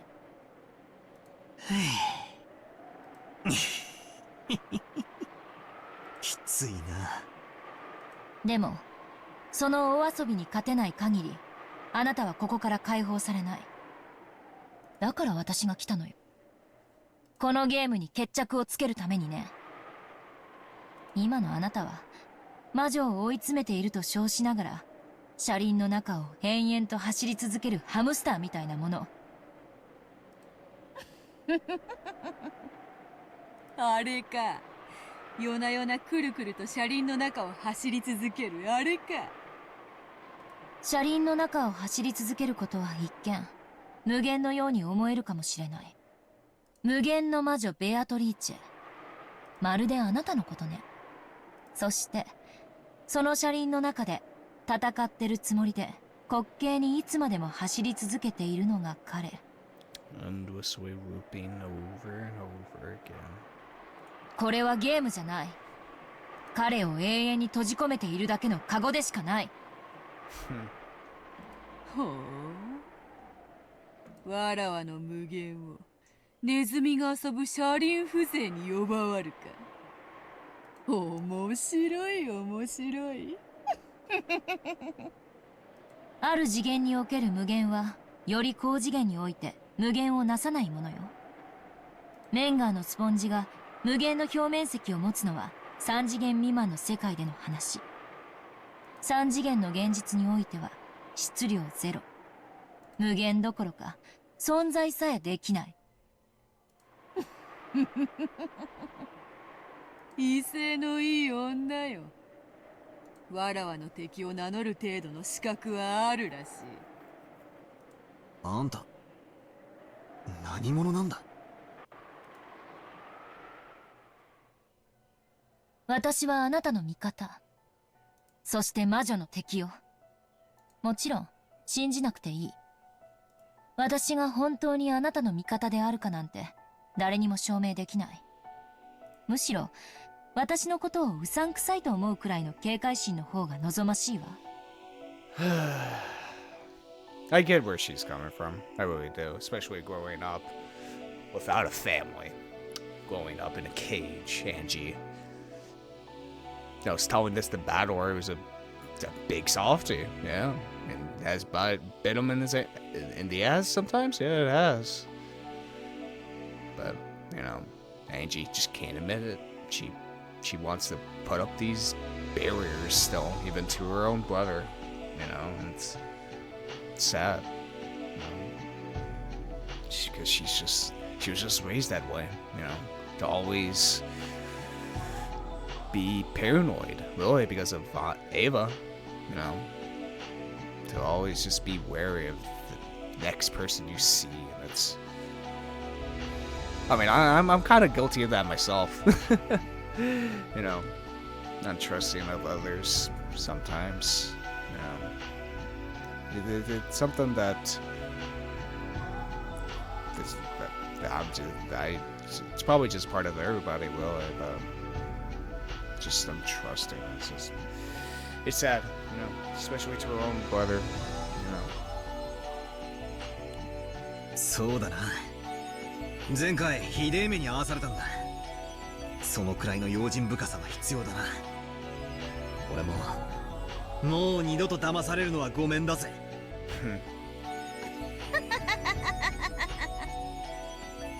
Vito laughed in a truly pleased way, which was humiliating only to Battler. 人はいきなり騙されたりはしない。自らの確認を怠り、それを他人に委ねた時、騙される。他の人が渡り始めたからもう信号は青になったと思った。じゃあ事故の言い訳にはならないってこと。わかる？ああ、わかるぜ。与えられた情報を鵜呑みにするんじゃなく、自分の頭で考えろってことだろ。俺はベアトに見せられた魔法を鵜呑みにしていた。Yeah, you gotta think yourself. You know, I think, therefore I am, you know. 考えることをやめていた。だからダメだったんだ。Battler grimaced as he remembered his many painful losses. The witch watched and laughed again, putting on a bold appearance. 私はあなたが有利になるように助言する。もちろんあなたは私のそれを鵜呑みにすべきではない。私が味方であることの絶対の保証なんて誰にもできないのだから。That's fair enough. The last game, Virgilia, who I thought was an ally, was actually on the witch's side. Yeah, Bador couldn't get rid his head of that eerie smile worn by Virgilia, a person he once even thought of as trustworthy and reliable. だから私を無条件で信用なんてしなくていい。故に私の助言も参考意見程度に留めてもらって大いに結構。だって魔女とのゲームを戦っているプレイヤーはあなたなんだから。Yeah. そうだな。外野の指し手に従って打ったから負けたなんて情けねえ言い訳だもんな。そうと、わらわの相手はバトラよ。そなたなら外野に過ぎぬわ。それをわきまえているとは良いことだ。いいえ、外野じゃないわ。ベアトリーチェと後ろ宮バトラー、そしてそれを俯瞰する私がまるで三角形のような形になって戦うのよ。一見これは共闘ではないけれど、一緒に戦うばかりが共闘ではない。ほう、珍妙なことを言い出す。さっき彼は戦うことをあなたとの距離を詰めると表現した。でも一つの目では距離は測れない。二つの目があって初めて物事は立体的に見え、その距離も測れる。そして二つの視点があっても同じ場所からでは意味がない。離れている方が魔女を正確に測ることができる。異なる立場から異なる角度で撃つ Different perspectives. 十字砲火ってことだな。面白いぜ。異なる立場から異なる角度で撃つ。だから私は誰とも慣れ合わない。自分の立ち位置をずらし魔女を挟み撃ちにするために。いいのかバトラー。その女は実はわらわが差し向けた伏兵かもしれぬぞ。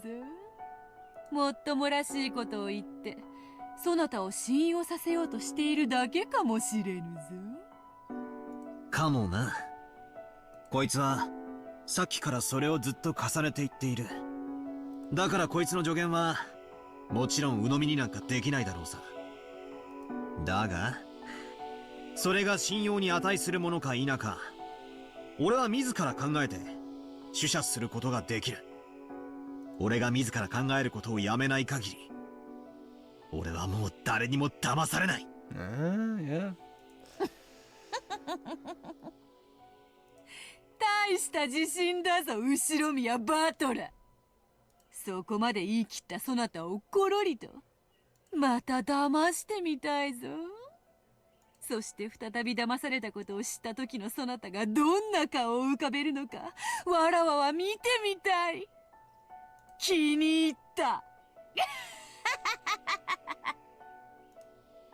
なあ、あんたは俺の名を知ってるようだが、俺はあんたの名を知らない。Just tired times I was like, just tell me your fucking name. 名前を聞かせてくれ。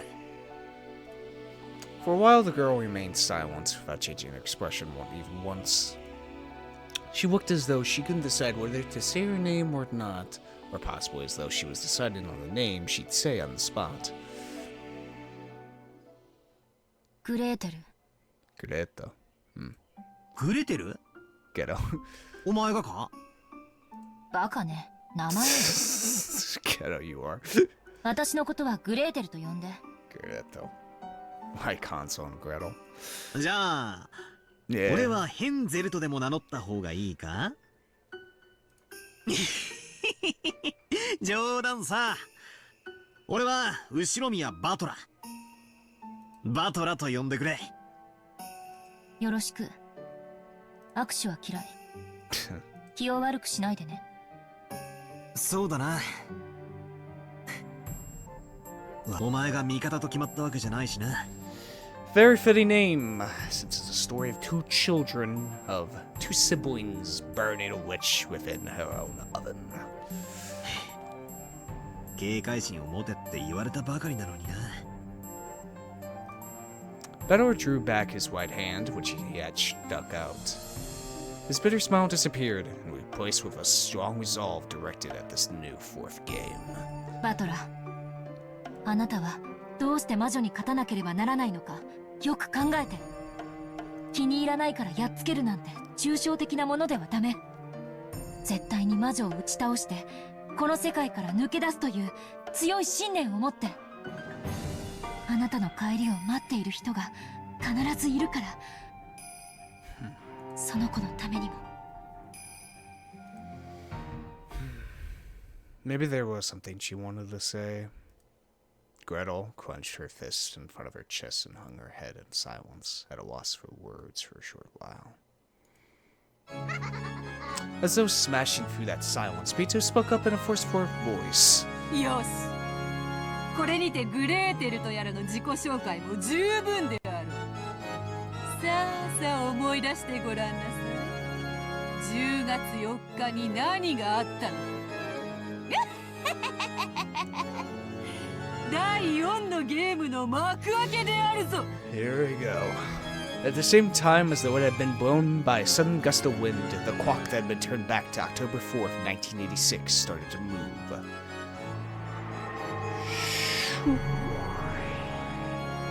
While we remained in the witch's tea room, the blue-gray sea and the green Wokojima spread out beneath us. And we could see a boat heading there, its weight trailing behind it.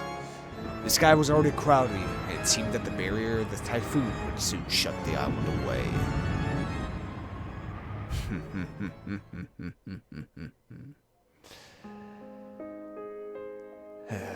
There was a boat docked in the harbor, and Goda helping to unload it.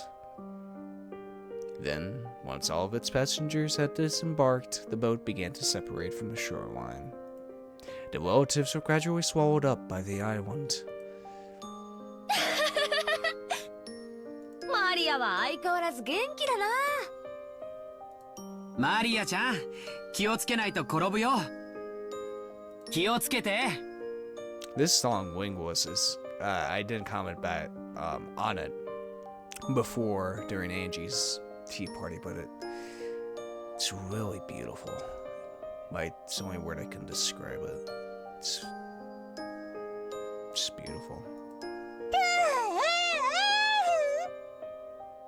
落ちる落ちる、沈む沈む。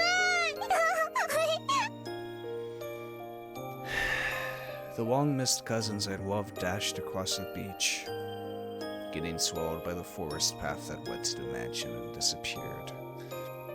And of course, Oni-chan could be seen among them too. くっそー。待て待てマリア。こんなすばしっこいやつ。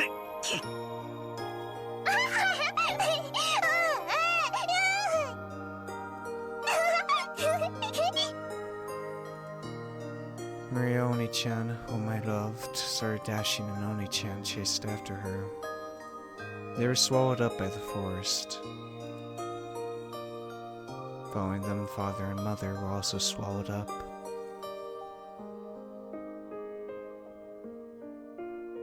The rest of the parents were swallowed up. They were swallowed up, leaving only me behind.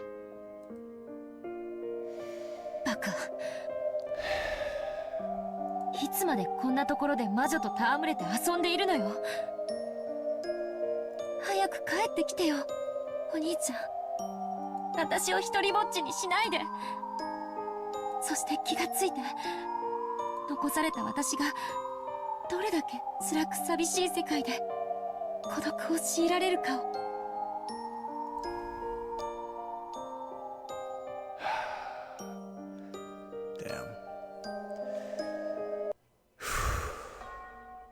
Angie, what? St. Luca Academy after 1980? We're in the future? Angie and Maria after 1986. Huh. ごきげんよ Well, I did not expect this. But I'm going to end it here. Wow. Even such a short time with Angie, it's clear what she is. She's the last of the family, left alone in a cruel world with nothing but money.